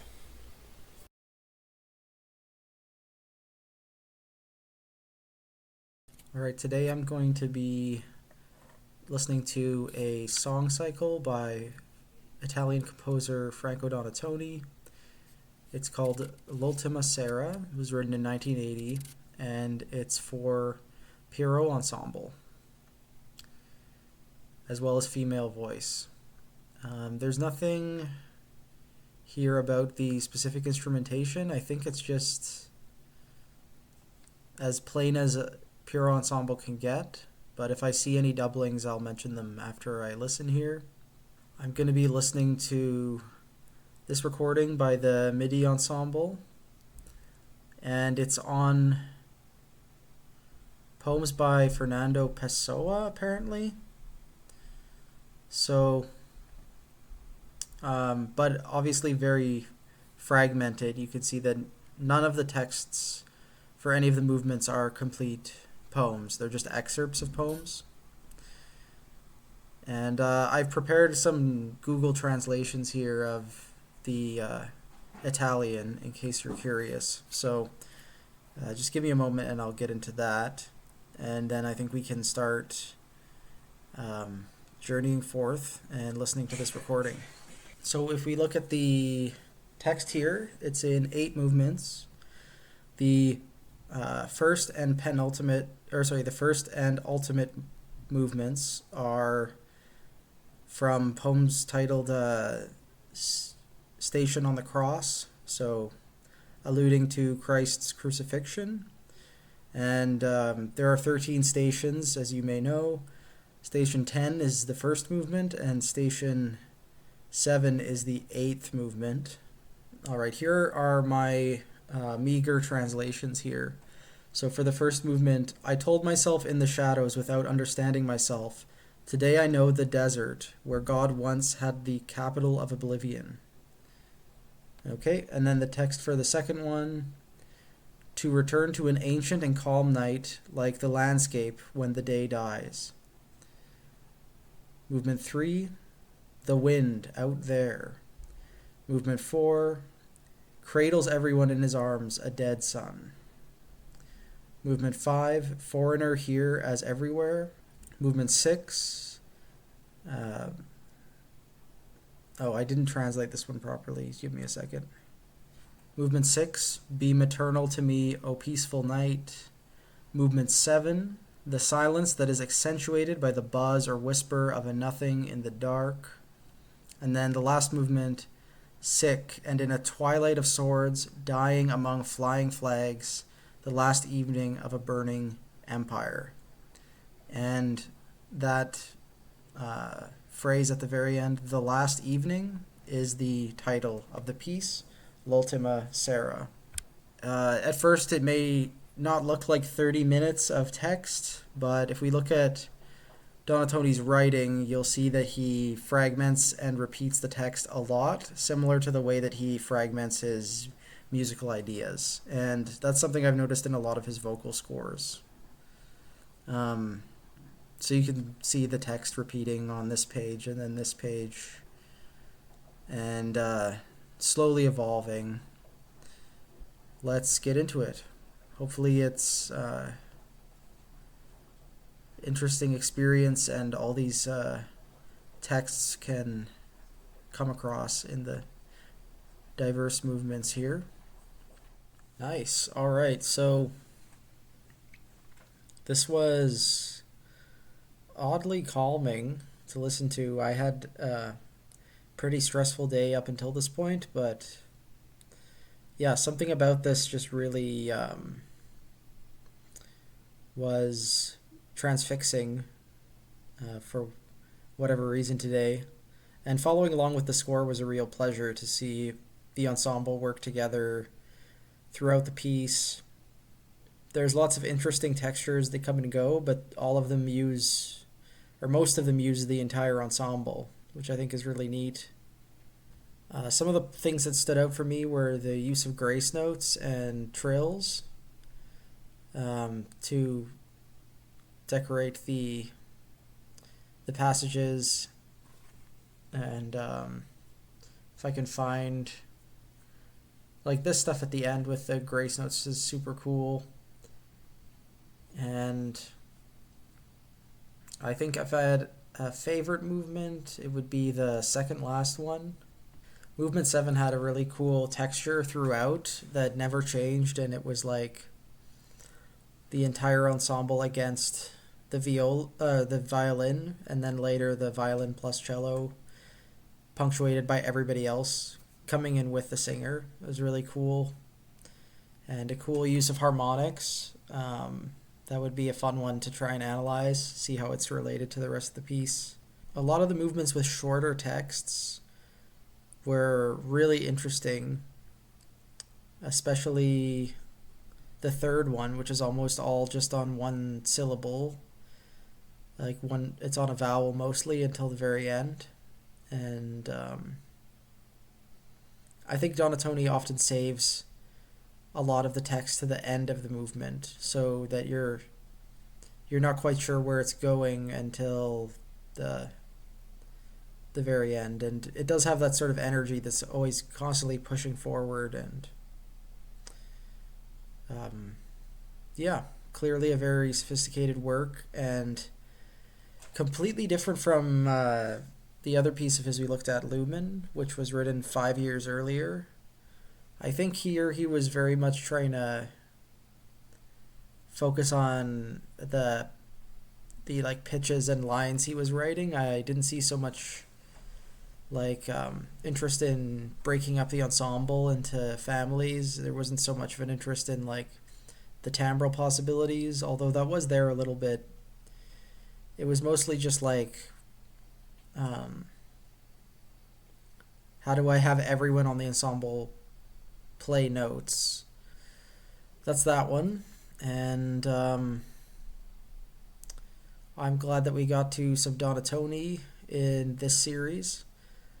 This will be the last one of his we look at, but I think the influence of Pierrot Lunaire and this ensemble with voice is very strong, and this would pair really nicely with Pierrot Lunaire, I think.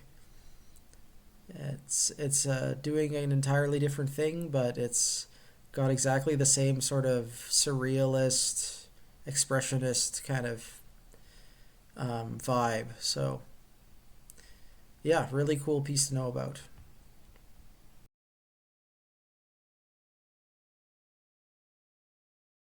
Okay, this morning I'm going to be listening to some Boulez.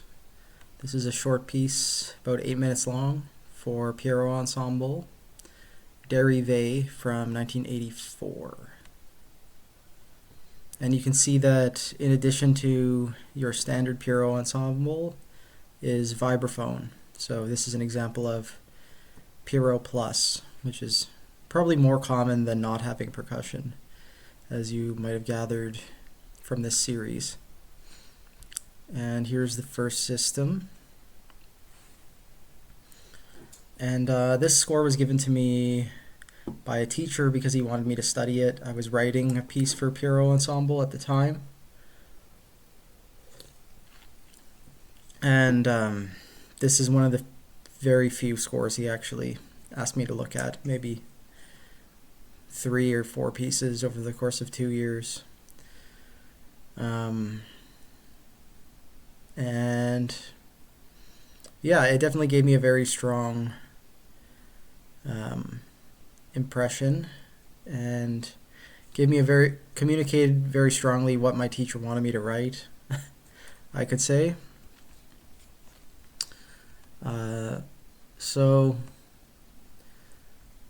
But otherwise I have not really looked at it that much, so I'm interested in it, and I'd like to get to know it in the context of all these other Pierrot Ensemble pieces I've been listening to. Let's look into the piece a little bit. In my experience, Boulez has a lot of good info. Like, there's a lot of good info out there on him. So he's a very influential French composer and conductor, and he founded several musical institutions in France, some of which we've talked about already, such as IRCAM. And I guess his biggest pieces are Le Marteau Sans Maître, the Hammer Without a Master, and I think Réponse is pretty big too. And his list of pieces is quite small.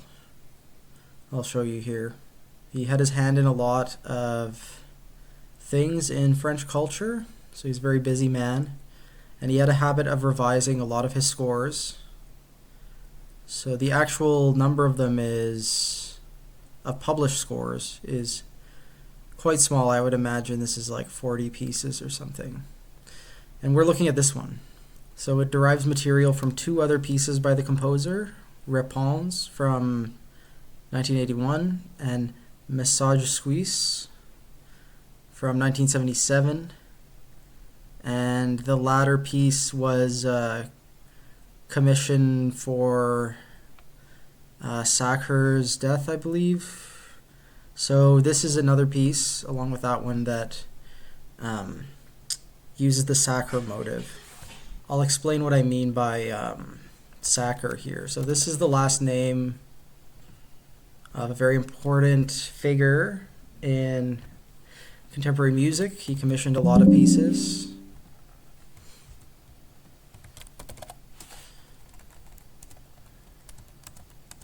And my professor was delighted to tell me about this.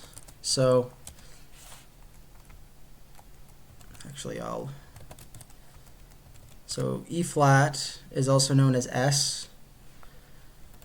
A, C, H is another way of saying B, E, and R is the letter before S, so in this case D. So this is the Sacre motive. It's a series of pitch classes, E flat, A, C, B, E, D.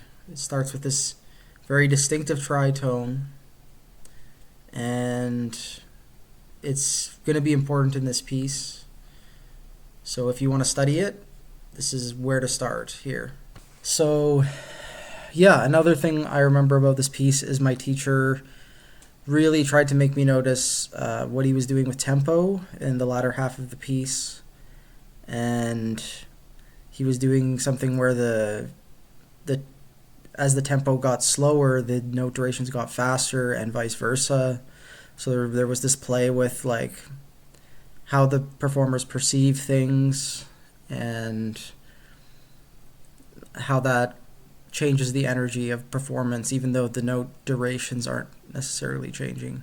So just a nerdy little thing to also pay attention to in the second half of this score. Yeah, so with that being said, let's get into this one. Okay, so I actually ended up listening to this twice because the first recording I found was closer to the correct duration as listed in the score, but it was a bit sloppy. Like, it was, the vibraphone and the piano were both too quiet the whole time, and just towards the end the vibraphone was like completely out of time with the rest of the ensemble, and it was just very distracting. So I decided to go with this recording instead. It's the Ensemble Intercontemporain with Pierre Boulez conducting, I think. So this is an ensemble that Boulez founded, and I think it's a more definitive recording, even though it's much quicker than the score. It's like 6 minutes. With this, I could hear everything very clearly, and I knew what was going on the whole time. And yeah, it's a really nice piece with a very strong compositional idea behind it all. And it all kind of sticks to the same couple of gestures, and these flourishes alternating with sustained chords. Some interesting things was like in the middle of the piece there was a moment without much flute, and then when the flute came back it really went into this nice climax. There's also this idea of certain pitches being kind of fixed in their registers, and admittedly I already knew this was a feature of the piece. I didn't like discover it or anything, but looking out for it, you can really hear how important that high F is in the opening, and also this like sustained A, like A octave in the piano, is really noticeable, and I think is also some sort of manifestation of that idea of like registrally specific sort of pitches. And I just felt the whole thing was very cool, and I liked a lot of the contrapuntal lines that came out of the texture when it was performed correctly.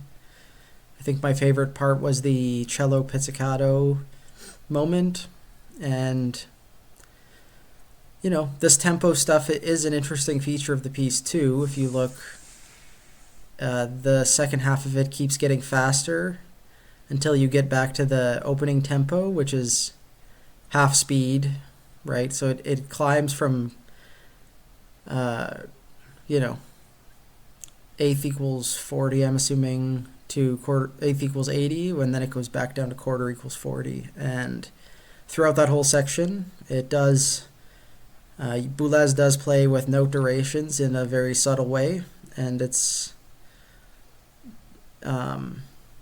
interesting. Yeah, it's an interesting way to push the piece forward. I don't know how audible it is. I think it makes a big difference to the performers and the conductor. You'll definitely see it speeding up. You'll see the conductor speeding up, but I don't know how audible the speed up is. So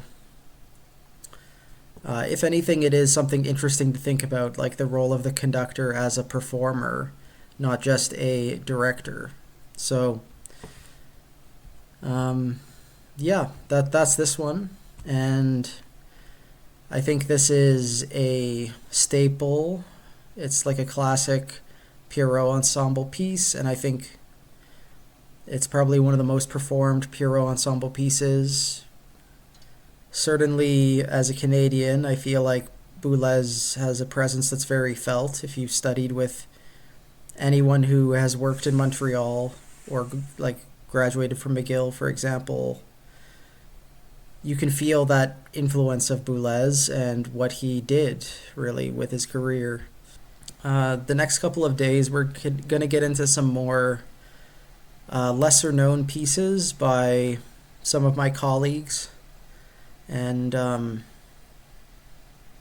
both of them are for Pierrot plus viola, which is something that we haven't seen a lot of yet. So, and actually the Grisey piece after that is also Pierrot plus viola. So that's something to explore, and if you're a violist, maybe it'll interest you, or if you play in a string trio, maybe that'll interest you. So yeah,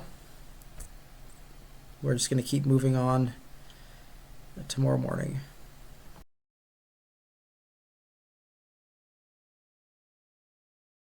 All right, so this morning I'm going to be listening to a piece for Pierrot Ensemble plus viola by Wenbin Liu,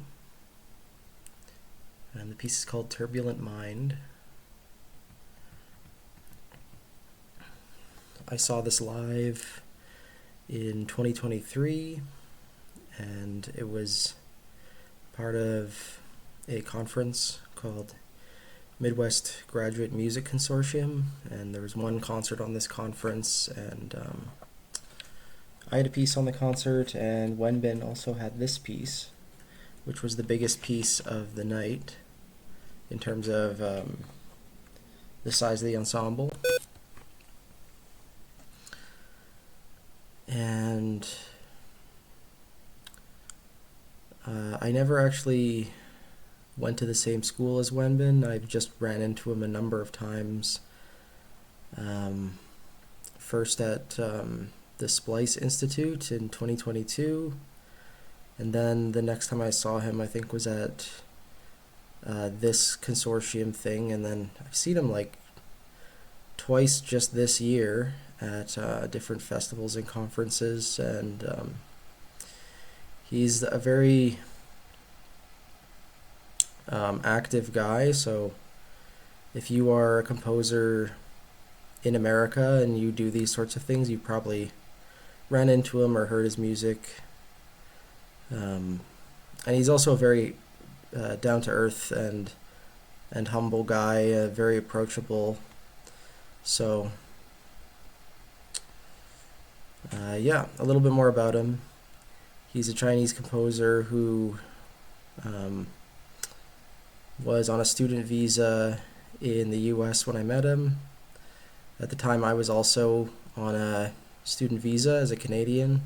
Yeah, his compositions are a mix of Western techniques informed by Oriental culture, and some of his larger collaborations include Eighth Blackbird, the Acropolis Quintet, Sandbox Percussion, and this is a COVID piece written shortly after he moved to Cincinnati. The first movement is based on a cardinal he saw during the pandemic, and the second movement, which shares the same title with the piece, expresses anxiety, boredom, and loneliness. I kind of appreciate how short and sweet the program notes are here. And he doesn't really try to say anything particularly political, or he's not making any platitudes here. He's just expressing his personal experience of the pandemic, which must have been very unique to him as a international student, moving cities, like having just moved to a new city. I don't know why, but he has the first movement labeled as 3 and the second movement labeled as 13. And you can see his layout of the score here. He's just doing one system on the first page and then 2 systems for every other page. And already we can see that it's very rhythmic music with some syncopation and some interesting new music techniques like touch fourth harmonics and slap tongue in the flute.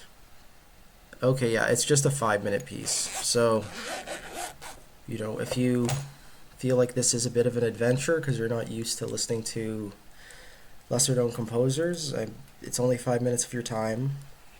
So, just relax. Okay, sweet. So, I chose to listen to this recording on his website, but there's also this 20-second excerpt here from the performance that I was at, and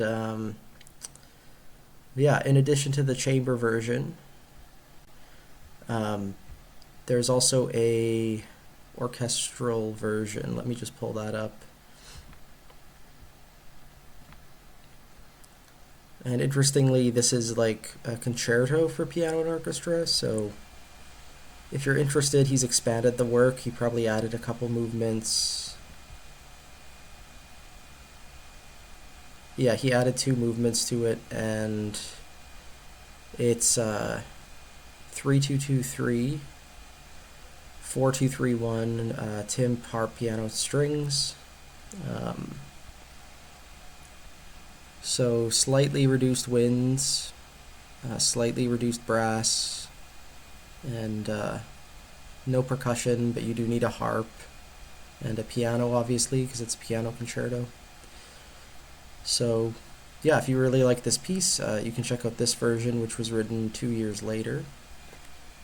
And as for the score, there's a lot of interesting things that I didn't pick up on just from that one listen in person. I didn't realize there were moments in the piano part where the pianist just had to play random notes. So there's a little bit of aleatory in it. When I first heard it, I didn't completely appreciate all the string harmonics going on and how they contribute to the first and the second movement. But the way the piece opens is really striking. It's like the extreme upper register of the ensemble, and then this really low note in the piano, I think that Wenbin has a very distinctive style, and it's a very colorful piece, and I think that sets it apart from a lot of other like post-tonal or neoclassical kind of pieces. Oh yeah, I was gonna say that the second movement kind of reminded me of Hemisferios, and Wenbin's a guitarist, so that kind of makes sense. And I think if you keep in mind that he's a guitarist, a lot of these like very colorful choices can start to make a bit more sense, because the guitar is like a very colorful instrument when compared to, say, a piano. It has all sorts of playing positions and colors, and I think that's worked its way into his compositional practice. So other famous guitarist composers include Berlioz, right? So that's sort of the type of piece that this is, I think. Tomorrow we're going to be moving on to another lesser-known piece for the same instrumentation, and it's a little bit longer because it was somebody's master's project, but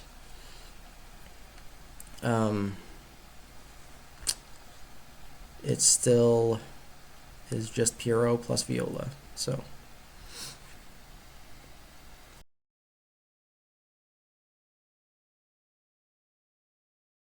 alright, so today I'm going to be listening to a piece by Canadian composer Andre McEvenue. It's titled Capriccio, and it's for Pierrot Ensemble plus viola, but it is a sort of piano concerto, so it's really for piano and mixed ensemble as listed in his score. And you can see the instrumentation there. There's no fancy doublings in the winds or anything. And this score is pretty easy to get a hold of. It's a master's thesis, so you can download it from the University of Western Ontario Electronic Theses and Dissertation Repository. It was composed in 2018 under the supervision of Dr. David Miska, with Dr. Paul Frainer as his second reader. Andre and I actually were in the same year in this master's program at Western, and I got to see this piece live, and the program itself did not have a big research component. You did have to write a substantial thesis proposal, but really the thesis project was just a piece, and it didn't require any sort of written document aside from the score. So this is the thesis, and actually the performance wasn't even a degree requirement, but Andre and I were in a particularly big cohort that year, so I think there were 5 of us altogether, and we made the effort to get all of our pieces performed, and we sort of all wrote smaller scale pieces to make sure that could happen. And yeah, Andre's is really impressive in scope. Here's his website. If you go to listen, you can find the recording, and it's sort of a 15-minute piece, and it's all through composed in one movement as far as I can tell here. So that's quite the achievement, and it's fast music too, so it's laid out in such a way that a conductor could work with it very easily. So there's 3 systems per page in 11 by 17 portrait, and 26 pages altogether. So to be honest, I my memory on this piece is a little bit foggy, um, but my girlfriend played in it at the time, and she's the clarinetist in this recording. So I do remember her playing, and this will honestly be my first time looking at the score. So yeah, I'm excited to look at it with fresh eyes and listen to it with fresh ears. Okay, yeah, as I started this listen, I immediately remembered that I was page turning in this recording for the pianist. I can't believe I forgot that. But that would explain why my memory is a little fuzzy on the piece, because I was focusing on page turning. I also forgot that it was conducted by Simone Luti. Yeah, it's like a piano concerto for a really small ensemble of winds and strings, and I think it's a really creative way to use the Pierrot Ensemble, and it has a lot of potential to be expanded into like an orchestra piece. I think the part writing was very minimal, but good. Like there was like pretty good 2 and 3 part counterpoint throughout the piece, which could translate very easily to a large ensemble. It's not like this is super dense writing that could only ever be for chamber. I think it's something that could work in a lot of different versions. Yeah, as the title suggests, it's the character of the first theme is pretty capricious. In his program notes, Andre talks about how he was influenced by Igor Stravinsky and Bela Bartok, and I think that definitely comes across. He also cites the Capriccio for piano and orchestra by Stravinsky. If you're not familiar with that work, it's I believe it was written in the 1920s, and it's not a chamber piece like this. It's for piano and orchestra, but it's sort of like that early period of his career where he was fleeing the Russian Revolution and trying to make some money. I think this is a very solid piece, and I think this recording is a little bit on the slow side. It's supposed to be more like 12 minutes, and at a faster tempo it's probably very rhythmic. It's got a lot of nice mixed meter stuff, a lot of stuff in 5, and for anyone who's looking to support Canadian composers, I think this is a very solid piece of repertoire to just get audiences engaged and some fun for your performers to do sort of like a mini concerto thing. So yeah, so this is a nice little trip down memory lane. Tomorrow we're going to be looking at a piece by Gérard Grisey for the same type of ensemble, but it's going to be a completely different piece. It's one of my favorite pieces, and a piece that I discovered around the same time that I was studying with Andre here at Western. So all of these scores I'm looking at come from somewhere, so yeah, that's this one.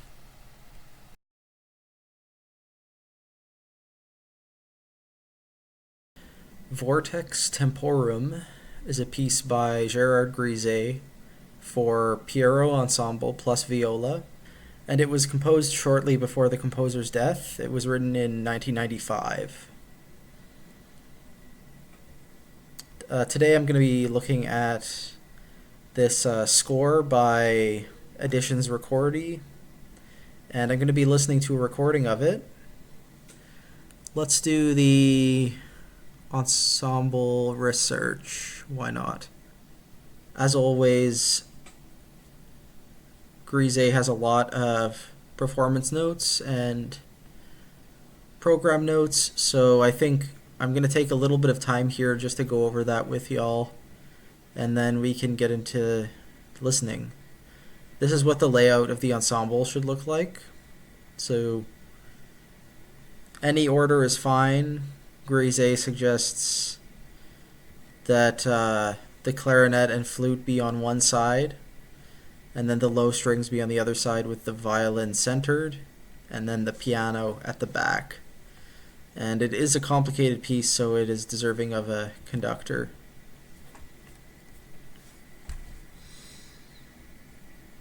If you're interested in knowing more about Grisey, I have another episode on his piece Talea, and that in that episode I do go over his career a little bit.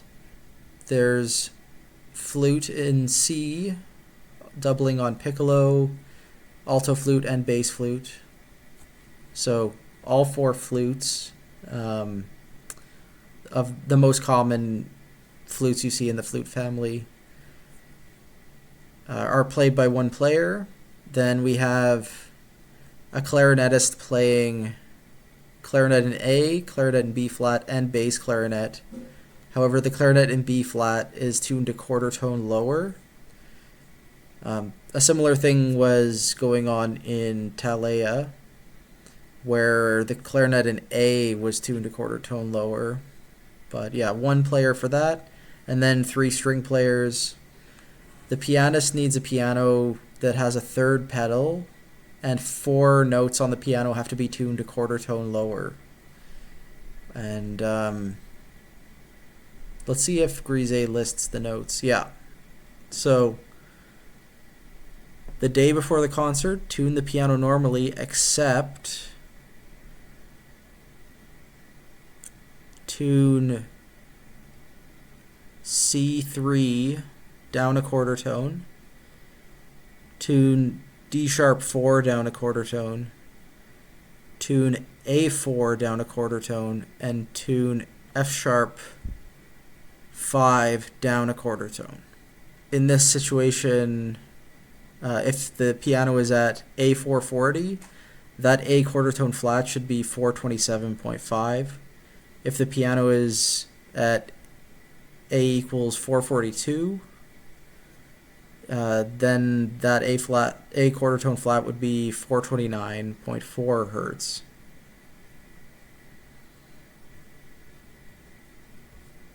I'm actually not that familiar with 442 tuning, but well, anyways, I don't think 442 is a pitch standard. It's so close to 440. It's like 8 hertz or something, so I think it might be some sort of quirk of piano tuning. But yeah, all the clarinet parts are written for Bohm system fingerings, like key work, and the string players need both ordinary mutes and lead mutes. I think a lead mute is like a practice mute. Okay, so there's 2 performance options. You can perform all 3 movements or just movements 1 and 2. I think I'm going to try and find a recording of all 3 just because I want to be thorough here. That's not 20 minutes of music. That's actually 41 minutes of music. So my mistake. And then just a little thing about the notation conventions here. This is 3 quarter tones sharp, quarter tone sharp, quarter tone flat, 3 quarter tones flat, and then he has like, sometimes he arranges accidentals to be a series of quarter tones. He also has arrows for slightly sharp, slightly flat.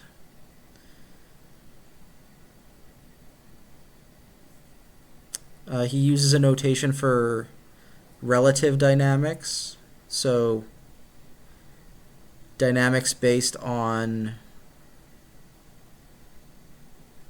how they are perceived, not based on the amount of force required to make them.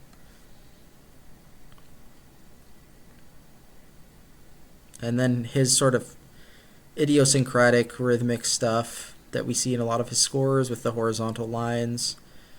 And then he has 4 sizes of fermata.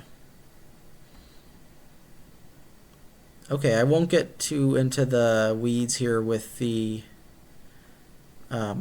extended techniques, but he uses a lot of notations that were present in Talea, which we looked at a few days ago. Some of the piano stuff is interesting here. I don't think we saw this before.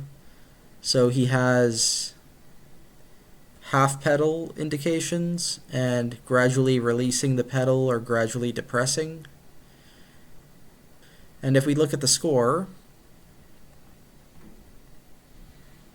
it's in landscape with all the ensemble members on the same staff, like one system per page. And it opens with this flute and clarinet line, which I believe is a quote from Ravel's Daphnis and Chloe. It's one of the very few instances of quotation in Grisey's music. And it's sort of like a little waveform. So we talked about that idea a little bit in Talea, but here it is as the first thing we hear is this like repeating kind of waveform that's oscillating. And I won't spoil what happens next, but you can see that this is a very nice handwritten score, and it starts very rhythmically, which is different from a lot of Grisey's pieces, and sort of a breath of fresh air, I think. I'll give it a listen here. I won't be listening to ensemble research. I'll just be using the Naxos recording. And it's split up into 3 videos, which is kind of nice. You can see that the second movement is much shorter than the other 2. And yeah, I'll see you on the other side here. This is a longer one.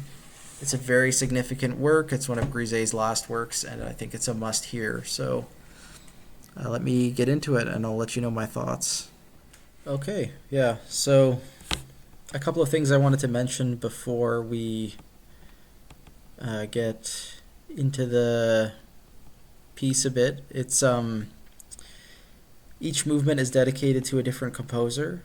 So the last movement here was dedicated to Helmut Lochenmann. The second movement was dedicated to Salvatore Sciarrino, so German composer, then Italian composer, and the first movement is dedicated to a Swiss composer. I'm already forgetting his last name. Yeah, Gérard Zinstag. One thing that I was able to hear better this time, I haven't listened to this in a couple years, I was able to compare the first and third movement better. Like, I had a better memory of the first movement when I had heard the third, and it's really remarkable how much noisier the third gets and how much more dense with activity, and yeah, it's a very satisfying sort of ABA form. But yeah, this time I felt like the first movement, while very iconic, is very sparse and kind of plain. Like it doesn't have a lot going on in terms of using the whole range of sounds the ensemble can make. Whereas the last movement, it's got all kinds of noises and tasteful uses of the ensemble, bass clarinet, playing with like dynamic swells and pizzicato, all kinds of things. So yeah, it definitely has a very clear trajectory. And the second movement idea of these descending chords in the piano, which come back at the end, more or less, it's like sort of a what do you call it? Sort of like infinitely descending line. Like whenever the line gets to its lowest point, there's like a swelling climax in the ensemble, and then we start from higher. So the leaps back up are disguised, and it's sort of like a I'm so out of it today. Shepherd tone. It's like a shepherd tone idea. That's what I was thinking of.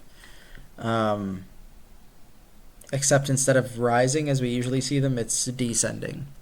I really liked the quarter tone tunings of the piano. There was a really cool moment in the third movement where this trill between D and D quarter tone sharp like evolved into this huge climax, and I think it would be really fun to commission piano works for like Grisey tuning or vortex temporum tuning. I think that'd be really cool because it made a huge difference to the sound of the ensemble. And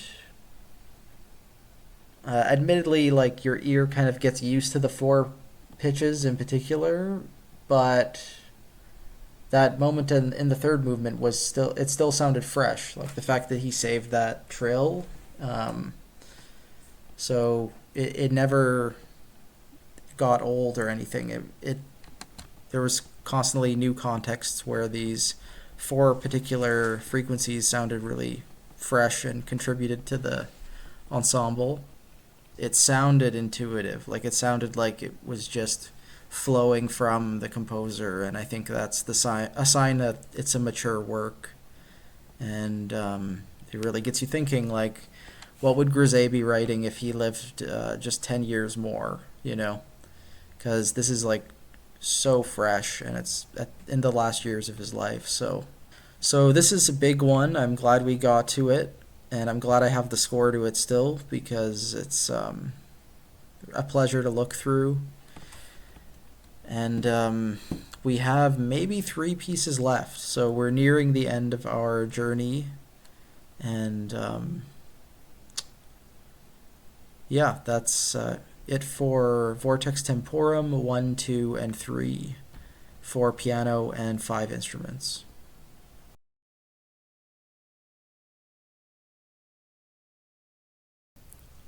Today I'm going to be listening to a piece by Mexican composer Hilda Paredes. It's titled Homenage a Remedios Varo, and it's a homage to the Mexican-Spanish surreal painter Remedios Varo. You might be familiar with her canvases. This is probably the most well-known.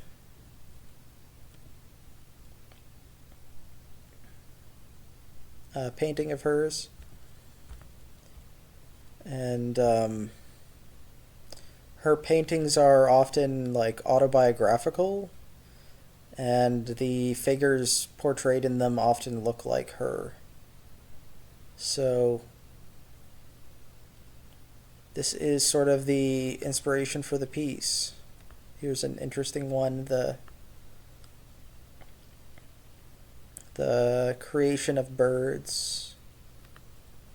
It's a series of 5 pieces for Pierrot Ensemble plus percussion, and the whole piece is around 12 minutes long.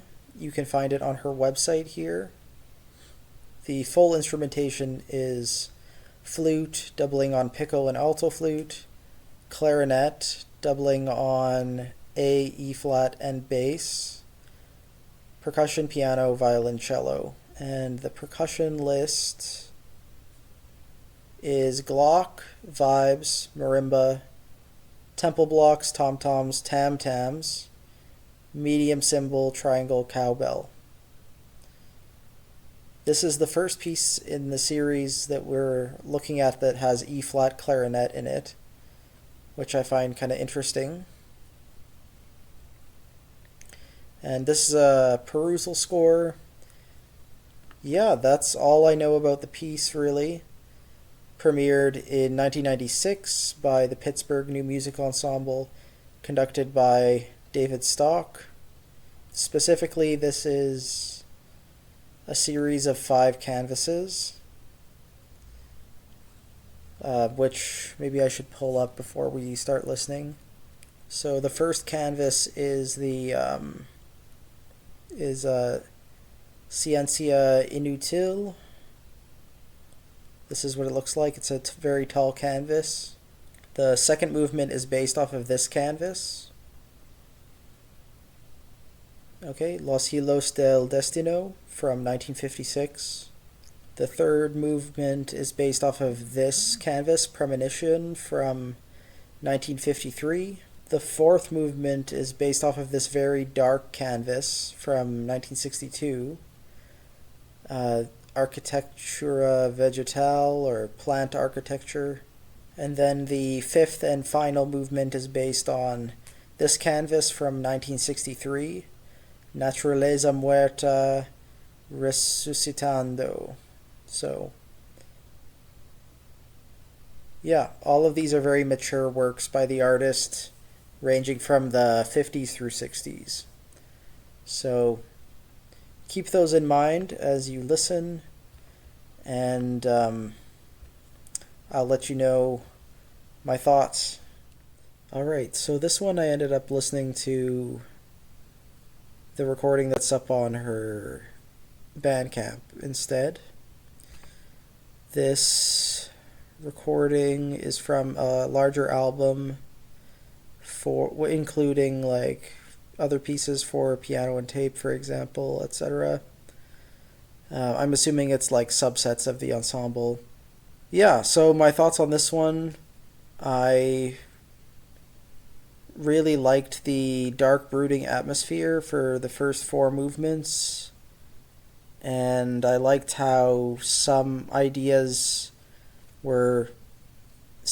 compositional ideas were interspersed between all of the movements, and it was little bit unclear like where one movement ended and another started, and there were some really organic, unique moments like the piano solo that goes into the last movement, I believe. Yeah, this like piano cadenza was really cool. I also liked the first movement, how it had this unique notation that was a little bit aleatoric, where everybody was just trying to fill these big expanses of time. Overall, I think it really captured the mood that each of these paintings evoke and the larger body of work. And I think the choice of a surreal artist was really apt for this type of ensemble, which has its history with a setting of Pierrot Lunaire, which is a collection of surreal poems. So here I think Hilda is doing a similar thing, but with a visual artist instead of a poet. And she's borrowing from another Mexican artist, which I think is really cool. And the use of unpitched percussion was really fun, and it added a lot to the ensemble in really subtle ways. Like, the only other piece I can think of with a lot of unpitched percussion that we looked at was the Peter Maxwell Davies, and there it was very like loud and theatrical. Here it was like a little bit more subdued and tasteful, and it really changed the color of the whole ensemble. So this would be a good go-to if you want to know how to like incorporate tempo blocks or tam-tam or tom-toms into your Pierrot ensemble piece. Rhythmically, very interesting. The last movement was the most rhythmic and fast, but throughout the piece there was really interesting things going on with rhythm, and like the second movement, for example, sounded very like improvised and uncoordinated and loose, but it was actually meticulously notated with all of these polyrhythmic structures, and it was just really cool. So really interesting piece, and I'm glad I took the time to get to know it a little bit. And maybe I'll finish today by actually reading up on Hilda's background. So Hilda Paredes is one of Mexico's leading contemporary composers, currently residing in London. She's married to the English violinist Irvin Arditi. She's a freelance composer in London and has lectured at Manchester University, UCSD, and at Spain, the Centre Acants. and she was the Darius Mio visiting professor at Mills College. So, pretty illustrious career as a teacher, in addition to being a well-performed composer. And she works with a lot of ensembles that specialize in new music. Lontano, London Sinfonietta, Ensemble Moderne, Arditi Quartet, of course. And, yeah. Born in I may have mentioned this, but born in 1957, so post-World War II, composer, really, like, long and successful career at this point, and definitely somebody worth checking out. So, yeah, that was it for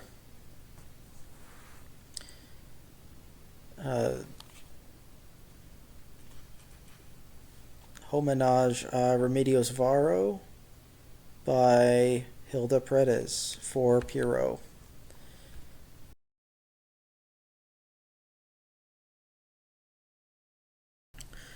Okay, so today I'm going to be spending 15 minutes listening to this piece by Austrian composer Beat Führer.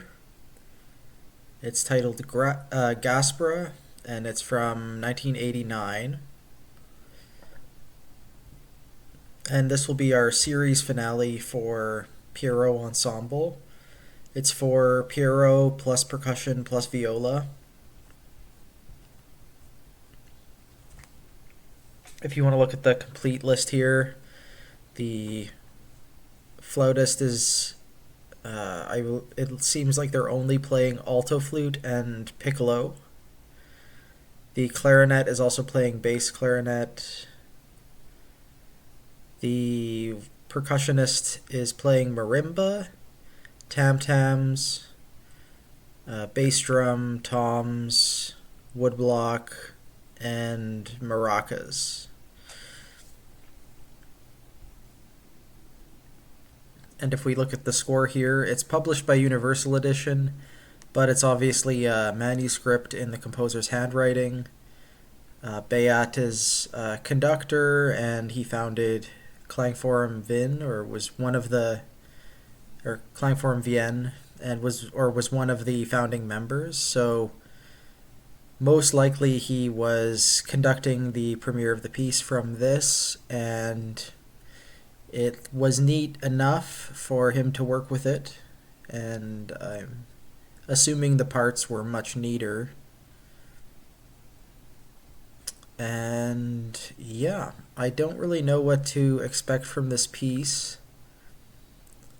We've looked at his string quartet in a previous episode, which